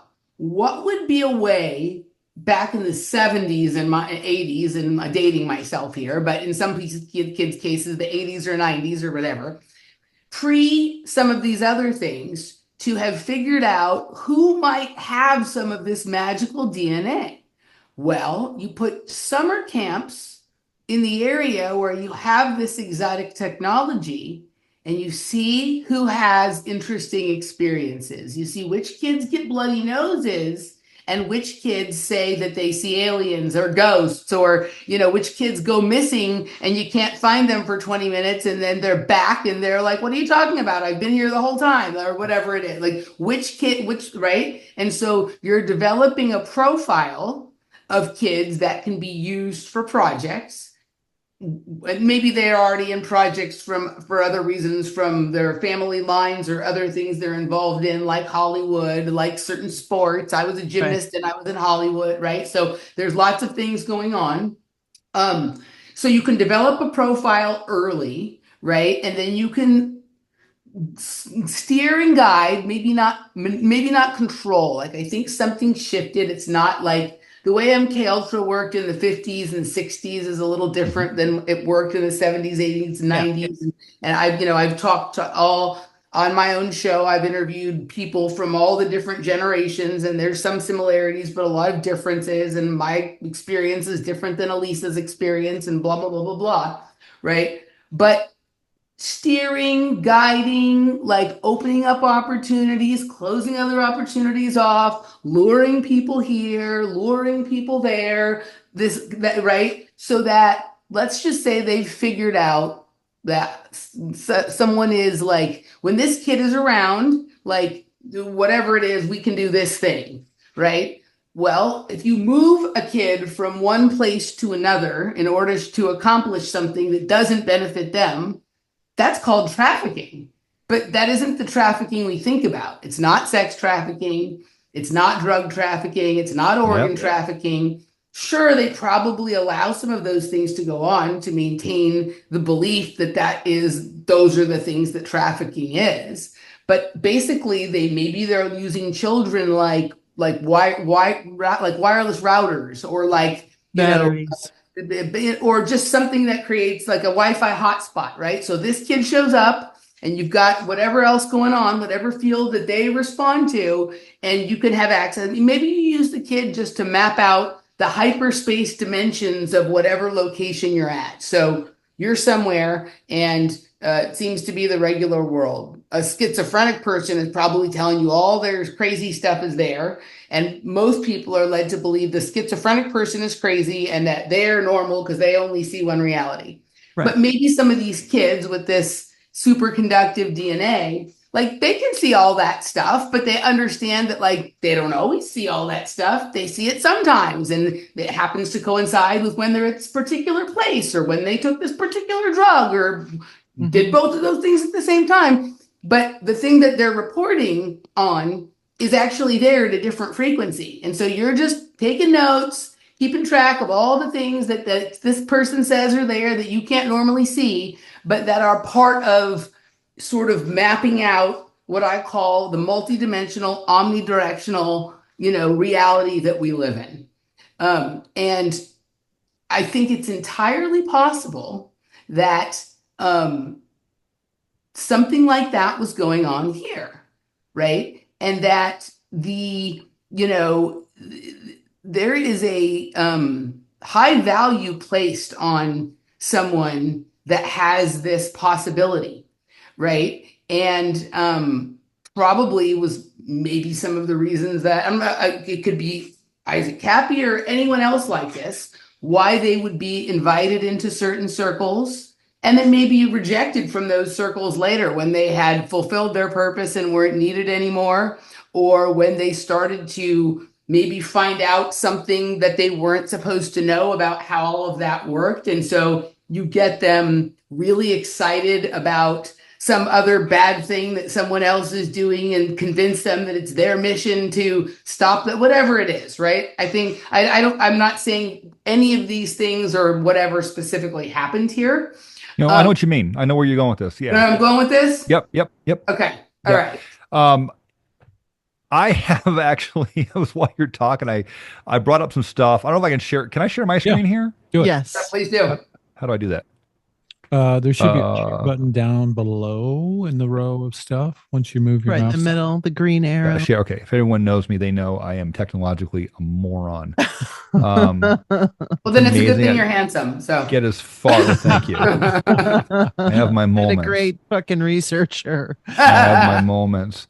I have used this article of yours on my own show about the periodic table before. I used this article of yours on cesium 133. I do a show about the periodic table. I use this article of yours. So I love that you're bringing this one into it. Okay. You know what cesium 133 is? Cesium 133? Refresh my memory here. It's the stable byproduct, right? Like there's like like cesium 137 is the active byproduct, right, of nuclear radiation fall, whatever it is, and cesium 133 is like the more inert stable, like, right? Cesium 133 is used in clocks and things like that, Okay. CC-137 is used to time travel. Gotcha. Okay. Well, I can't. Apparently I need my Zoom password to be able to share it to log in here, which I didn't do. So, if you go to the website, you can look in de-occulting Isaac Kappy's Hollywood character role connection. Yeah. That right there, that's a very I checked the stats on. It's a very underrated article, but there's probably some of the, like I said earlier, I keep separate the objective, factual stuff about Isaac Kappy from the map from my speculation. I do have speculation like this here, but before we get into that right now, what you're talking about here, I mean, are you aware that the Mormon Church just sold all of their records for their, you know how they have the largest family tree lineage? Yeah. You know they just sold all that too? Who? Black Rock. Oh yeah, no surprise there. Black owns all that, right? So it's obvious that DNA is very important and people's lineage is very important. And we all live by, everyone's the same, everyone's identical. Bullshit. You're not. Nope. I'm not Michael Jordan. I'll never be a great basketball player. I can't run. I can't cycle.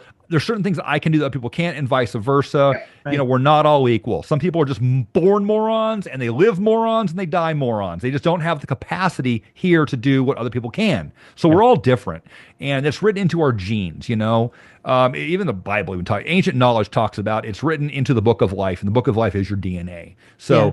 And we're finding out the DNA is a microcosm of the universe with the spiral and the helix. Yeah. I mean, it's all the same. The Eastern mystics were right. We're all learning that now. So you're there. When you had back in the day, you had like Merlin and the magicians and the magi and the mystics counseling the kings and queens, mixing sulfur, the first alchemists, right? Yep. We have that today. They're at MIT. Yep. Yes. They're at MIT. They're at Texas Instruments. That's where they're at. Bending space and time and light and creating 0-point energy and rockets and everything else they've been doing. Why does, people don't understand, well, maybe they do now, but, it was a conspiracy theory back in the 80s and 90s, back when, what's his name? William Cooper was writing about it, that you had L. Ron Hubbard working with Aleister Crowley, working with Wernher von Braun, for NASA and the State Department and the weapons industry. And they were out in the Mojave Desert doing incantations and spells and summoning demons before freaking rocket launches. It's real stuff. So the occult has always been intertwined with science. In fact, scientists were occultists. I'm an occultist. That's why I think in terms of physics. You're on it. You cannot separate those two from each other. What do you got there? This Dr. is Space?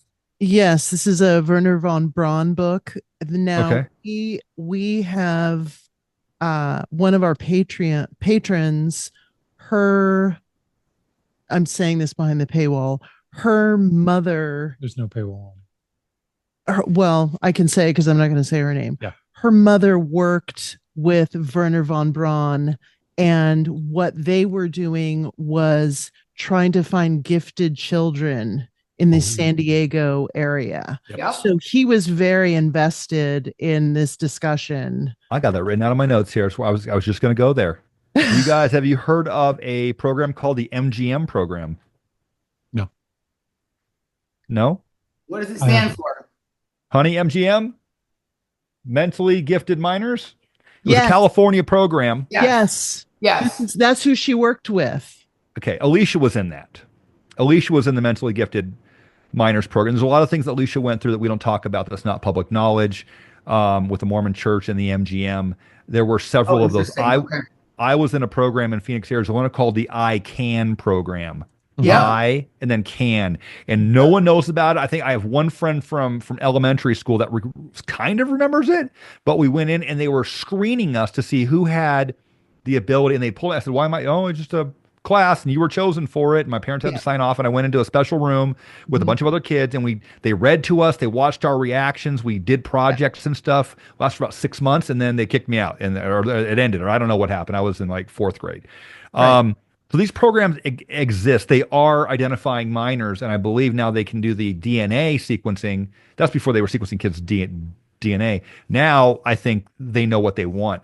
I think everyone is also under the assumption that these kids that are just disappearing are all being funneled into sex programs for pedophiles. And what about off-world? Yep. Yeah. I mean, Exactly. What about in inner world? What the about inner world, Yes.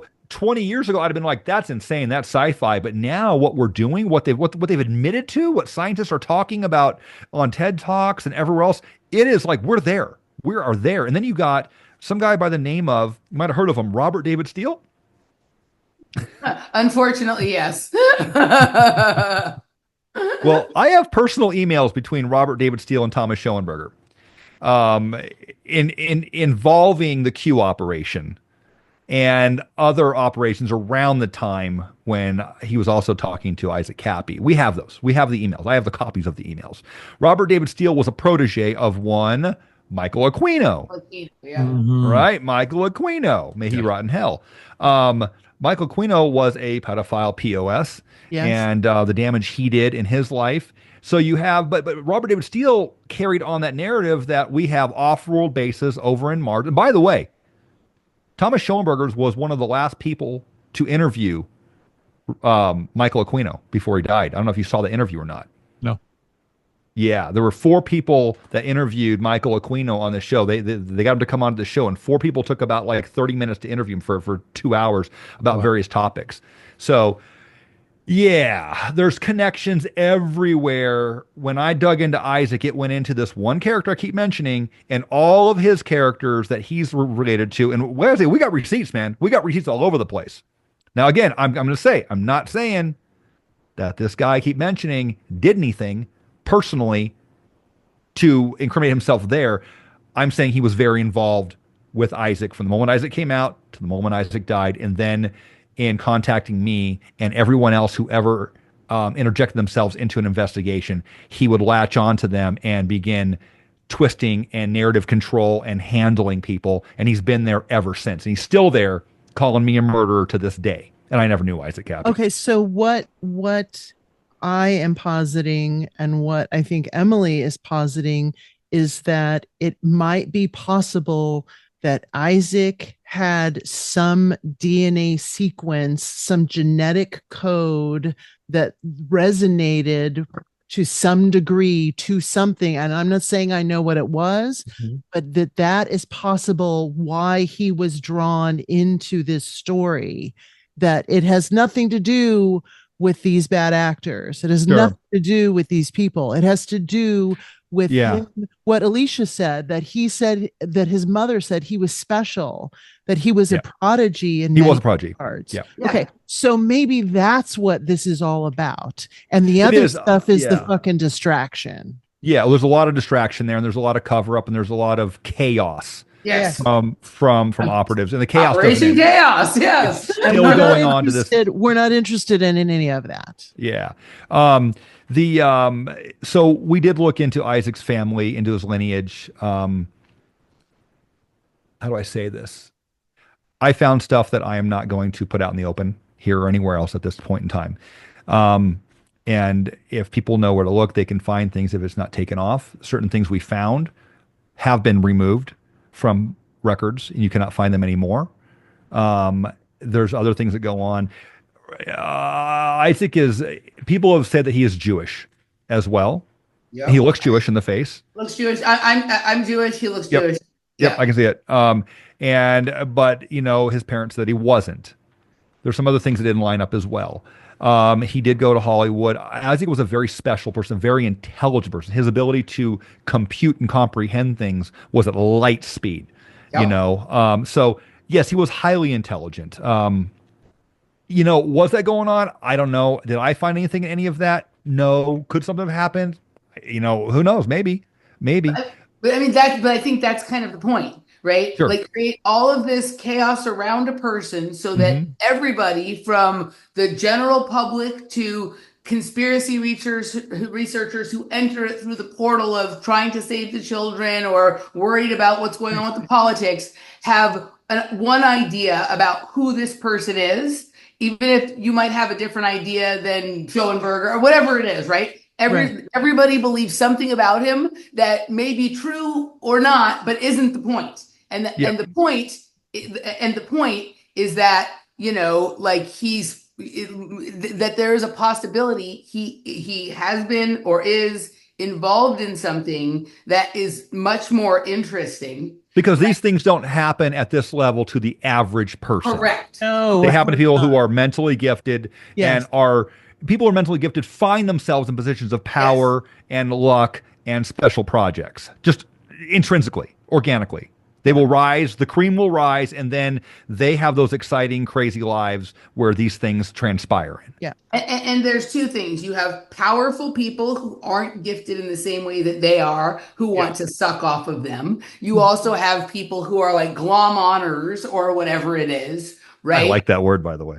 Right. And so he found himself in a social, in an industry and a social scene that, created an amount of chaos and energy around him and just around the scene he was in itself, that it became difficult for him, obviously, at some point.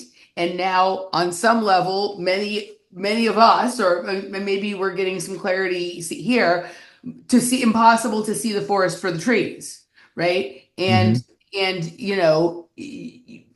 possibly someone who, with all of those gifts you said he has, may have had low self-confidence, lack of belief in himself, easily influenced, or whatever. I don't know him, so I can't say. I'm just like making an example here, or whatever it is, that becomes convinced on some level that their highest purpose in life is to report the truth about the lascivious things that go on in Hollywood, rather than have the understanding that maybe it's something as simple as like, he's able to hear a frequency because he's such a finely tuned musician that like is necessary to achieve whatever it is that they're going for. Maybe he's like the one person who can play the song that gets you to the place, or I don't know, whatever it is, right? And he got confused about what his what was it? His ikigai? What his ikigai was, and instead he became the ikigai.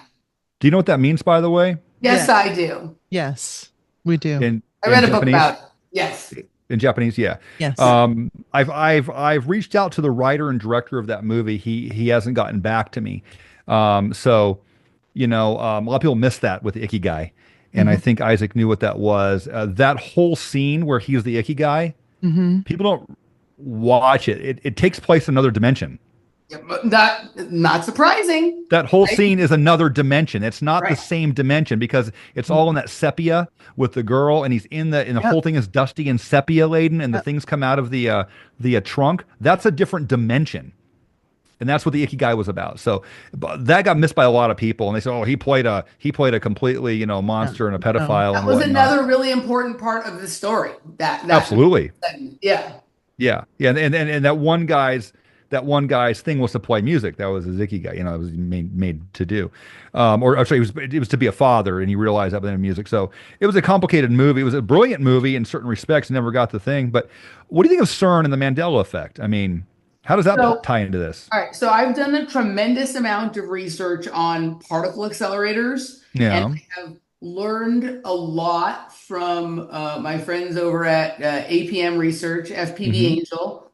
I don't know if they have everything right or if I agree with everything that they say, but they have opened my eyes to the role that particle accelerators not only play in our current reality, but have played in the entire history of Earth. That they believe that particle accelerators are part of the Earth, and that they have not been created by these scientists. The scientists I've discovered and are studying them and trying to replicate them. That they are part of their narrative is that there are 144,000 of them, and they are represented by the stories about the angels in the Bible and whatnot, and that has their own unique energy field that has a characteristic of the corresponding quote angel or whatever it is, right? But what I know about particle accelerators, one of the things, and this goes to the story, and this is part of why I was looking at the petroglyphs in Arizona in those areas. There are cave paintings and petroglyphs at Burrow Flats in Chatsworth, and I found one that I'm 100% certain is showing a particle accelerator. The paintings are thousands of years old. So if we're to believe what our government and our corporations tell us, apparently Boeing and Rocketdyne had a facility in Chatsworth 2,000 years ago with a particle accelerator that even the Indians saw and drew on their wall, right? Or maybe it's true that they're part of the Earth, right? That they're part of the Earth and they've always been there. And when they get activated at certain times, that's when crossover between dimensions or timelines can happen. That's one possibility. The other possibility is that if they are man-made, then things that are happening currently have altered history, have altered the past, just like you can see the past, you can see the future, right? And that they literally ripped open some kind of wormhole to the past on that same land, and the Indians saw them and they wrote it down, right? There are some of the same designs on the ones that I saw there in Arizona that there are at the one in Chatsworth. And one of the things that's really interesting about the one in Chatsworth is it's in a cave that's called Window Rock, right? And what it does is on the winter solstice, the way the sun comes in the cave, it points to the center, the very center of the particle accelerator. So I think what they're saying is there is an activation on the winter solstice every year. And if you look at it, right, and we're pointing to where and when it's going to happen. We call it a sun dagger. There you go. Okay. So they're using it, right? Like literally less than a mile from where the, Boeing facility is in Chatsworth, and where there was, a reactor there that has a storied history about Santa Susana Pass and all of that kind of stuff. They are, that's right there. Like, why would you be like, I'm going to build my nuclear reactor on the fucking sacred Indian grounds? Well, the same reason they built CERN on top of Apollo's old temple. Correct. Right? It's an installation on top of something that is already there that is allowing that. There's probably tunnels already under it. Right. The same reason that the Hohokam settled and redug out, in my opinion, the canal systems in Phoenix, Arizona. There's no way that 60,000 people dug over 1,000 miles of canals in no matter how much time to a perfect gradient that we still use today to this day, with no written language, no mathematics, no wheel, no pack animals, and no metallurgy. Yet it's the tunnels underneath Los Angeles. They just opened them up to put the subway system popped up in Los Angeles really fast. It's because there was already tunnels under the ground. Right. Yeah. So what you said about the Mandela effect, this is what I think is going on, right? I think that some of these exotic technologies, wherever they come from, right? Truthfully, fusion reactors, fission reactors, natural, man-made particle accelerators, that they create some of these energy fields, and people, when they're exposed to them, they're moving through reality as kind of like a holodeck, right? And so it isn't that someone is coming in and stealing all the Bernstein's Bears books and changing them and putting it back, or that the reality is being edited. It's that we're actually oftentimes, especially if you live in the vicinity of some of these places, we are moving through slightly different versions of reality all the time. And most of the realities are almost exactly the same as the one you think you came from, but with a few small differences. Well, I'll tell you, people never notice them. Alicia and I noticed one the other day. There's a movie called, apparently, You Should Have Left, with Kevin Bacon. Okay. About the house that has the haunted house with the different dimensions and rooms and stuff. Yeah. I saw that ad for that a couple years ago. Yeah. And that movie was called The Space Between the Rooms. That was the name of the movie. The Space Between the Rooms. And Alicia remembers it, The Space Between the Rooms. And then I was like, hey, honey, what's the name of that? And I was typing The Space Between the Rooms. I kept going on. I can't find it. Kevin Bacon, interdimensional house, and boom, You Should Have Left popped up. I'm like, that wasn't the name of that movie. Wow. I know for a fact that wasn't the name of the movie. And they're getting so common now, these Mandela effects. Something is escalating, and you're 100% right. But notice, the normies in our family don't notice it, right? So, type of thing. So we're moving through and I think there's an endless amount of realities, levels, layers to it out there. And we're moving through them. But power system, government, media is aware of this phenomenon. But remember, their job is to keep us tied into a very narrow band and also to demoralize people. It's a much more empowering thing to think, I'm a time traveler, I'm a dimensional traveler. Like someone is sneaking in at night and stealing my books and replacing it, or somebody edited the simulation or whatever it is, right? Mm-hmm. So, I mean, I think and also you have cognitive dissonance. Yeah, totally. That's a It is what I would call infrastructural infrastructural gaslighting. Exactly. It creates cognitive dissonance and no one knows what's going on, and it's built into the the ether now. You know remember what I mean? Remember you brought up MIT earlier, right? Yeah. So MIT at one point, this was my favorite.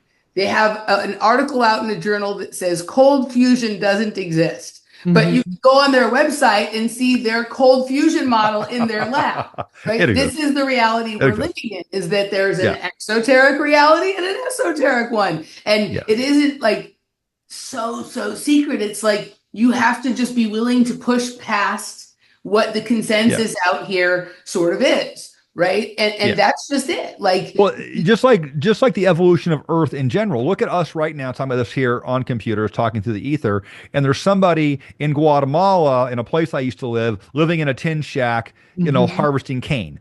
Exactly. Those are the same realities on Earth. You know what I mean? So somewhere someone is bending space and time and having these things, and we're not involved in it. And some places in Guatemala, if you've ever, maybe it was Peru or Argentina. I lived there for a little bit, yeah. If you've ever watched the show Night Sky, there's a place that looks like all there is a shack, and they're plucking sugarcane. But underneath that shack, there's a chamber. And in that chamber, they're able to travel to another, like this shit, like there's installations all over the world. Well, when I was riding cattle down there with a friend of mine, I rode cowboys. We were rounding up one day outside of Asintal, and they were all telling me, they said, "Oh, we see UFOs all the time." And the first time I went into the jungle, I'm like, "All right, Cory, here's the deal. Here's your dog. Trust his nose." We had hounds. We were hunting deer and also a lot of turkey up there, and there were ruins and pyramids all over the place out there. I mean, they're not official, but they're out there on these ranches, on these fincas, and we're out there. He said, "Cory, if you're out there and things don't seem right, and you notice things shift, like stop, don't move, look down, count to 10, look back up. The world should slide back into place again. Don't start walking and trust your gut feeling on." I said, "What are you talking about?" And he goes, "The closest thing I can think of is magnetics. You guys call it a magnetic field. Yes. It's the first thing we learn out here." And I was hunting with a bunch of Mayans, and they said the first thing we learn is if something doesn't seem right, stop and don't move until things. He said the birds will sound different because if you start walking around, we can hear you, but we won't be able to find you. Yes.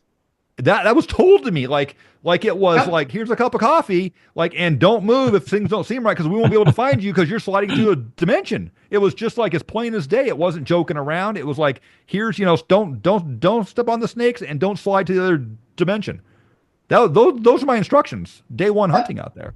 The different realities are vibrational in nature, and they're dissipated or held together by the electromagnetic fields and the interference patterns and all of this kind of stuff. Like I've literally been to parties where like have super high end sound systems, and like I will converse with my friend who I went there with. Like we will literally see like one reality kind of form and dissipate. It's like the sound, the vibration held it together for like a little bit. And then as you're sort of like moving back from it, it kind of dissipates, and then the room looks like it did normally again. That reality is just as real as this one. It's just vibrate. It's like the anytime you play the cymatics pattern on the board, the sand will do that. If you play the same pattern, it will come together. That is a real design. That is a real shape. And just when you stop playing it, it goes away. You play it again, it'll come back. Right? Sure. There are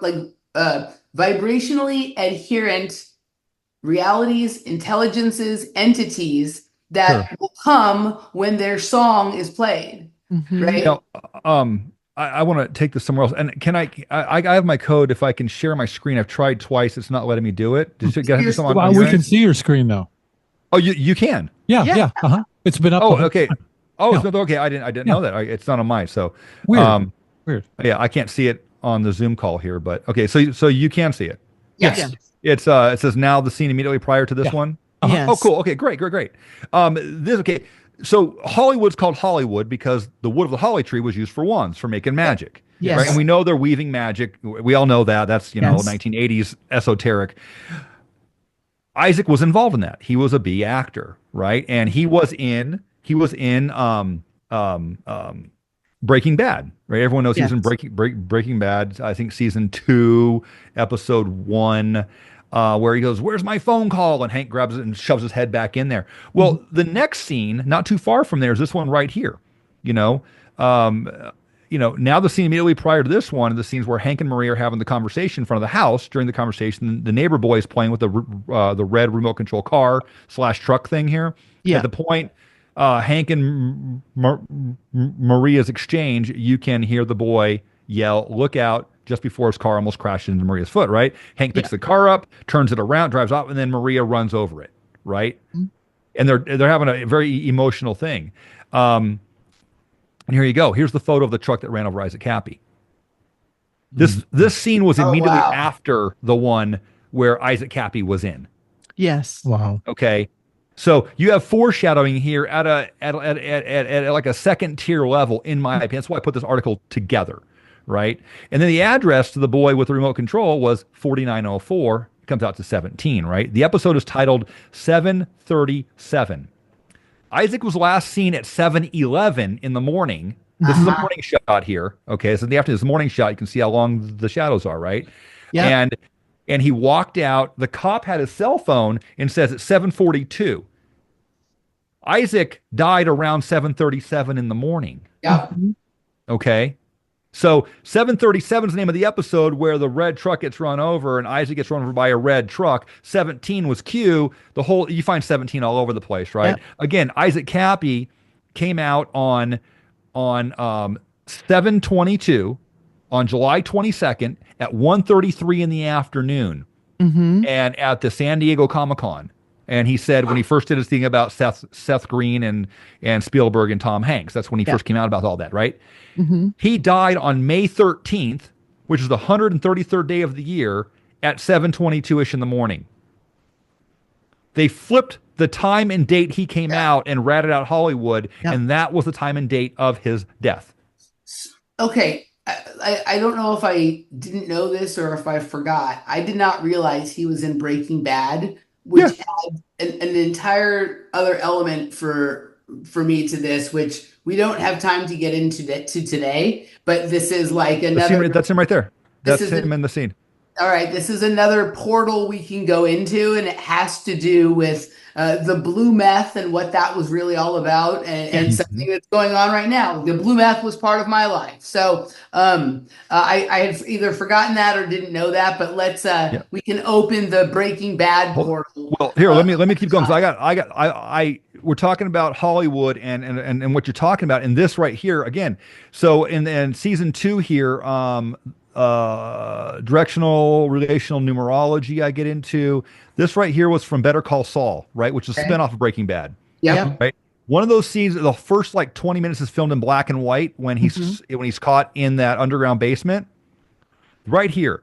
When he sits down and puts his head against the wall, notice the name Moriah is written across the other image. Look at this image. It's 1, 2, 3 peaks with railroad tracks coming by. Yep. Okay. Yep. That's Humphrey's it. Peak.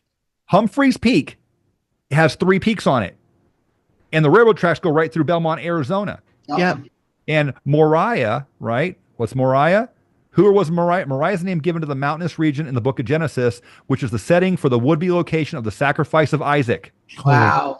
This is in Better Call Saul, where he puts his head where he's sitting down in that chair. This is right there. Okay. So this is where, Cory, right here. Cory, you have to go watch Dark. And after you've watched I'll watch that. We should reconvene, because these are the kinds of narratives and stories that are woven into the secret societies that are fiddling with nuclear reactor, God particles, time travel, and dimensional travel. Like they're doing stuff like just like you're showing right there. Well, here's the deal. I'm seeing when I go through through Breaking Bad, Better Call Saul right here. This is the three peaks. Then you got the location of Isaac's death right there, and then you got the railroad tracks going by, right? I've laid it out as simple as I can for everybody. And let me go the next one here. There's more too. I mean, there's the homeless man. We get into that here. Other graffiti. Yep. Don't trust me. Isaac said, "Don't trust me" at one point, right? I go through all these things that I have boxed up in here, what they mean. You can get that, but there's another scene. WT graffiti panel. Where's it at here? Here's the sheriff. There's another scene I want to show you from another thing he did. He was in a Tarantello. Instead, let me get to it here. He was in another thing. Isaac's birthday is February 17th. You see that right there? Yep. With the ghost coming at it right there. Emily has a hard out in 8 minutes. I just want to Okay. So do we. Roger that. Okay. There was a scene he was in a yeah, you don't want to go through this whole article here, but I've not read that article. I read your article about 133, the high signature. That was the one I read. Gotcha. Yeah. All right. Okay. He was in a scene from Night Shift here. Okay. What are the odds? The second role Isaac played, he played a man who lied and pretended to fall off a building with no railing for an opiate drug. All the roles Isaac could have played in the way he died, he chose to play this role, right? And then when you go through, the cop or the fire department says, "Oh, hey, you just want opiates," whatever. He gets up, he walks away. But when you look at the license plate on the ambulance that pulls up for that scene, right there, we got LKU12U, and it spells out and it comes down to Isaac Kappy's initials. So in gematria. Remember earlier in the conversation, I told you there's a movie called Day Shift. Yes. That's one of the 3 movies that Jamie Foxx has on Netflix. Yeah. And Day Shift is that would not be out of the range of some of what like we're talking about here with Isaac either. So that's hilarious that he was in a movie called Night Shift. Yeah, Night Shift. So I saw a lot of what happened to Isaac, and in this show, he falls off of a building that's looks like about 15 to 20 feet, and he fell about 20 feet. 22 feet, and he laid on the ground. You see him laying right there. And that's not too different from the position he was laying in on the highway. If you go through those photos, I did not put those photos up, but some people did, out of respect for his mother. So yeah, there's a lot of foreshadowing of the characters Isaac played in Hollywood and how he actually died. And it's like they sat around and said, all right, let's go to everything he ever played and put it all into one thing here and make it happen in Belmont. Yeah. And I find this aspect of it paranormal, metaphysical, very strange. And I stayed away from it when I'm talking about Isaac Kappy because I keep those two topics separated. Yes. Yeah. Remember in The Man in the High Castle, right? They were trafficking the films across the different territories. And there were some of these films were from like another reality of the same place. And they would see it happen on the movie before it happened in real life. Yeah. Remember that part of the narrative? Right? Yeah. So like, it would not surprise me if some of the things that we see as movies here are things that are really happening on other timelines or other dimensions and vice versa. And so they're choreographed almost with this ability to intercept people like at a specific time, right? And that's what we're looking at here. Interesting. Yeah. No, I definitely dabble in this. If you listen to my regular show with Alicia, we get into the occult and metaphysics, all the time, along with the news and parapolitics. So, yeah, there's a lot of that here, and I keep saying it. And like I say, I don't get into this conversation very often. I'm happy to do it with you guys here today because it's nice to talk about it. People are paying attention to it and understanding that it does exist like I do. But for obvious reasons, I try to keep them separated because when you talk to the FBI, you can't go into parallel dimensions. Of course. Exactly. So before we go, if you guys could leave or maybe tell the folks where they can find you and your work online, that would be fantastic. And please commit to come back on the show so that we can dive deeper into Breaking Bad and Better Call Saul and Dark, because I really think this is an important discussion, and it's so far afield from what other people the conspiracy porn that people get into. This, to me, this is where we really need to be focusing our energy, because it's way more interesting to me. We call it tangible metaphysics. There's tangible metaphysics with evidence and proof, and you can start. It dovetails into science, and we only have limited capacity with our level we can touch and get into, but we can see all these signs and we can track it down, and that's what we're doing here. So. But go ahead, Emily. Where can we find you? It was a pleasure to meet you, and hopefully we'll come back and chat about some of this some more here. I also have multiple podcasts of my own, which you are welcome on sometime if you like. It was nice to meet you. People who enjoyed this, I'm at patreon.com/offplanetmedia, emilymoyer.locals.com, rockfin.com/Emily Moyer, and on YouTube, Emily Moyer. I'm talking all the time to all different people. A million different show concepts going, but maybe one of them you'll like or whatever. So thank you guys for having me. It's always an honor to be with the two of you, Chris and Hunter, and it was lovely to meet you, Cory. Likewise, Emily. You can find my stuff. It's thephoenixenigma.com. That's my website. You can go pretty much any platform. I'll be there, or I've been kicked off of them. You can track me down from there. I type into YouTube, you'll find old videos of me, a lot of hate videos from the machine that ramped up against me on the Isaac Kappy stuff. That's all that hate stuff comes from the Isaac Kappy disinformation, people. You'll find a lot of that on there as well. But currently we're broadcasting to Rumble almost every night. We're on Rockfin. We're The Phoenix Enigma. We're on DLive. I think we're on BitChute and one more. I forget what was that. But so Rumble or X, we're on there. We're on Twitter. It's The Phoenix Enigma. And my website will pop up, and you can email me through there if anyone needs to get a hold of me. I do return most every email, unless it's from a Proton account. And people want to call me, shoot me a phone number, and you'll get a call from me. I will call you back if you leave a phone number. So fantastic. Yeah. Well, thank you so much, Cory. Incredible, mind-blowing. Amazing. Thank you, Emily. We absolutely love Thank you for having me. Yes. And we look forward to continuing this conversation. Absolutely. Or if you guys have it without us, we look forward to listening to it. Yes. All right, guys. Thank you so much. Have a good evening. Yes, you too. Guys. Bye. Farewell. All right, guys. Wow. Woo! Holy shit. I in the very, very beginning, I was just like, oh, this is not going to be good. Why? And I wrote you a little note that said, this is going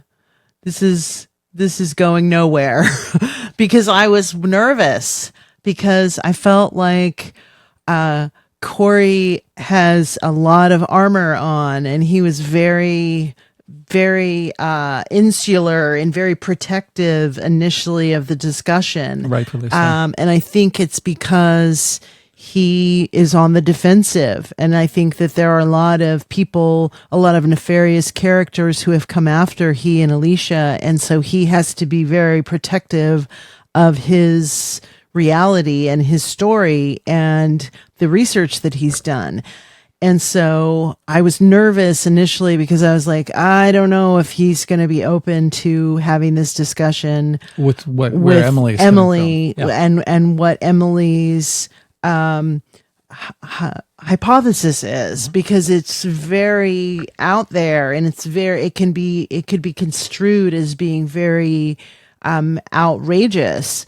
But I think there was a moment where suddenly his body language shifted and he became more receptive, and he was receiving as opposed to being defensive. And I think when that happened, it completely opened up. Well, I think we stumbled upon a place where we realized that there are two camps of his research. There is the research that most people talk to him about, his tangible evidence-based research, and there's the more woo-woo conjecture stuff.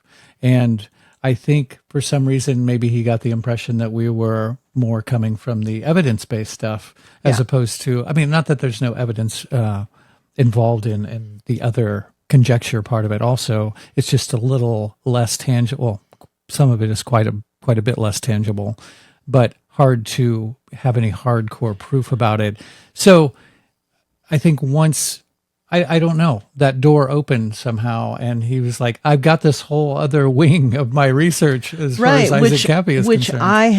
I have done a deep dive into that, and I was hoping that he understood that that's where we wanted to go, was to look into that, because he has de-occulted Kappy's career, and he has done a lot of the legwork as far as all of that stuff goes. So it was just such a sigh of relief that he kind of let go and just allowed her, because Emily is so brilliant and she's such a great person to have this discussion, because for most people there's so many moving parts that to try to kind of connect all of this tissue and show how it actually is something would be overwhelming to the average person. You have to have a certain type of a brain in order to do this type of investigation and research. And I think, as I said to you earlier today, I think what is amazing that you have done is that you opened up the dark world. Little did you know that it was going to lead to this interview, but you opened up the dark world to me. The dark world. And then I, in turn, opened up the dark world to Emily, just out of one of these like nudges, like, hey, you should watch this. This seems like something you would be into. Well, when I first watched Dark, I was living at the Miller house by myself, had the kids every other week. I was going through a period where I had an intense fever. I was going in and out of hallucinating. I mean, it wasn't that intense actually, but it was pretty intense. A lot of purging happening during that time. And that's when I started watching. That was when my bed was in the same room as my computer. So I started tuning into that because somebody nudged me in that direction, and it just blew my mind apart. I mean, I think it precipitated what I had a few days later, which was sort of a mini breakdown, a mini nervous breakdown, in the sense that it brought so much to the surface in such a visceral level, as far as all the tumult that was going on in my life and how timelines and effects and causes and all that was working together. It impacted me so much that, and the music alone is so incredible. Every part of it is incredible. That it was amazing when you came along, because I was like, this is somebody that will hopefully appreciate this. If anybody's going to understand this, it's going to be you. Well, and the thing that we didn't even touch on, we kind of barely tapped into, but we really didn't touch on, was the music in the Kappy story, and the music that Emily and I have talked about before, and the music in Dark, and how music is definitely a aspect and an element that is involved in this narrative, using music as a device, because music is a very integrated part of making that journey in Dark. Like that has a big piece of that puzzle.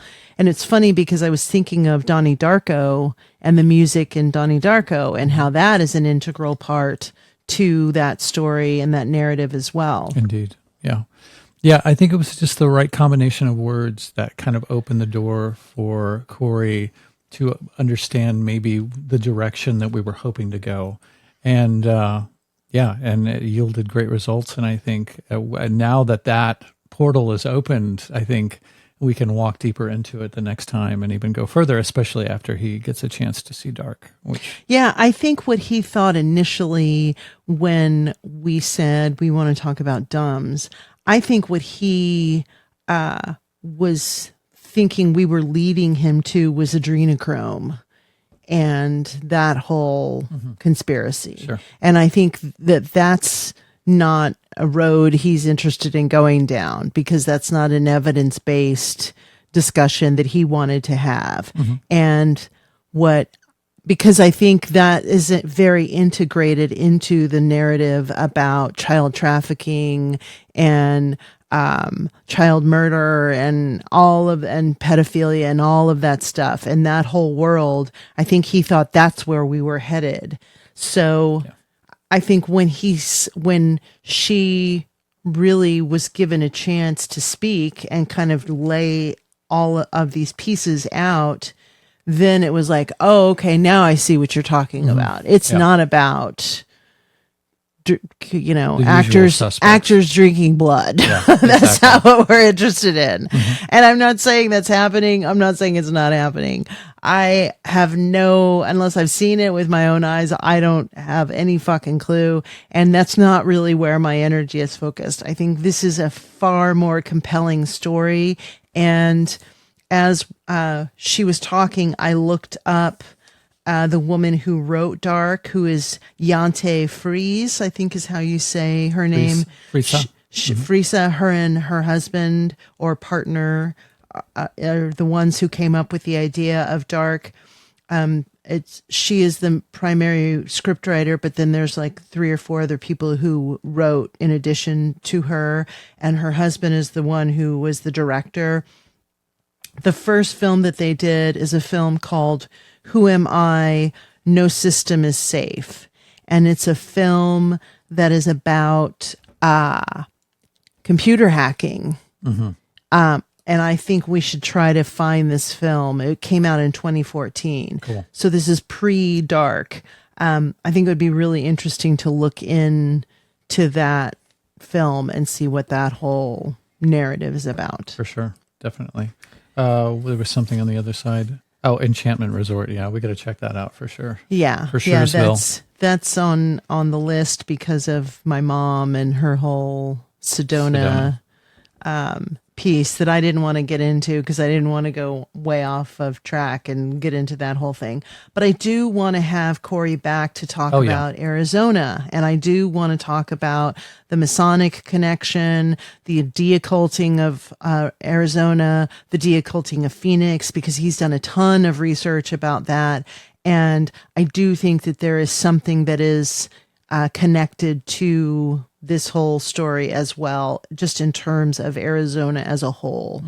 Yeah, definitely. There's so much to delve into. Yes. The same with Emily also. I mean, I could see this as being a series of podcasts that kind of continue to deep dive deeper and deeper. And maybe when we eventually, if we ever get out, we will get out of the Twin Peaks territory and dark matter, but when we move on to Dark, perhaps Cory could play a part in that, assuming that he sees it and he's as taken by it as we are, or that sets off a lot of things in his mind. I think the Werner von Braun aspect, the MGM aspect, the fact that Alicia was involved in that program with the Mormons, that he was involved in that program, the ICANN program in Arizona. I think all of these things, again, they're all related.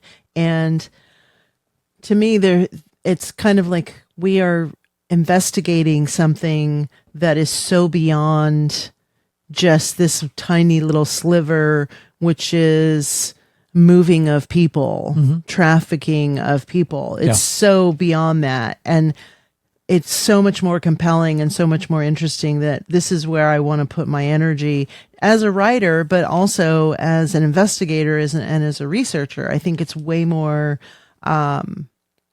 important. Yeah, I've always been an advocate of reality being much more strange than we could ever even begin to comprehend. And I think Emily is really good at approaching that. I don't think sometimes I'm just sit back and watch other people do it or listen to other people do it because I'm still assembling.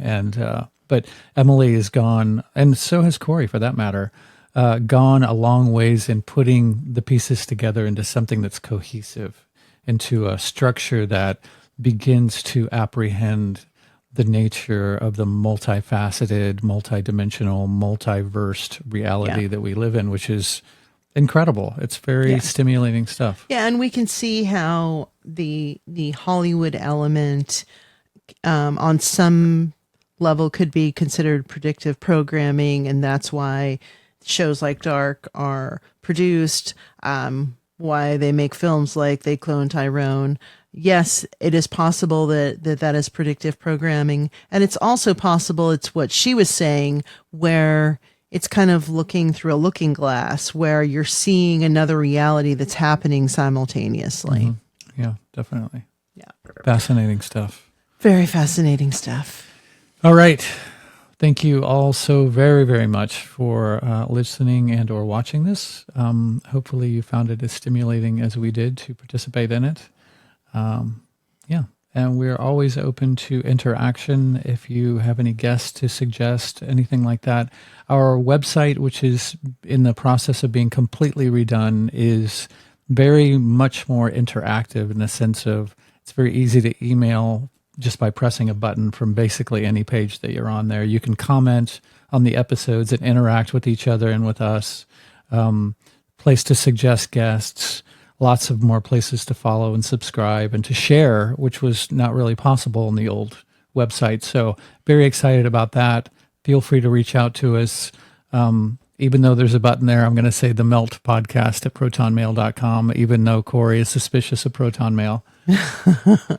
I can be reached at hunter-muse at protonmail.com. Yes. Thank you all so very much. We appreciate your attention and thank you for giving that valuable resource to what we're putting out there. And hopefully it was worth your time. Absolutely. All right. Much love.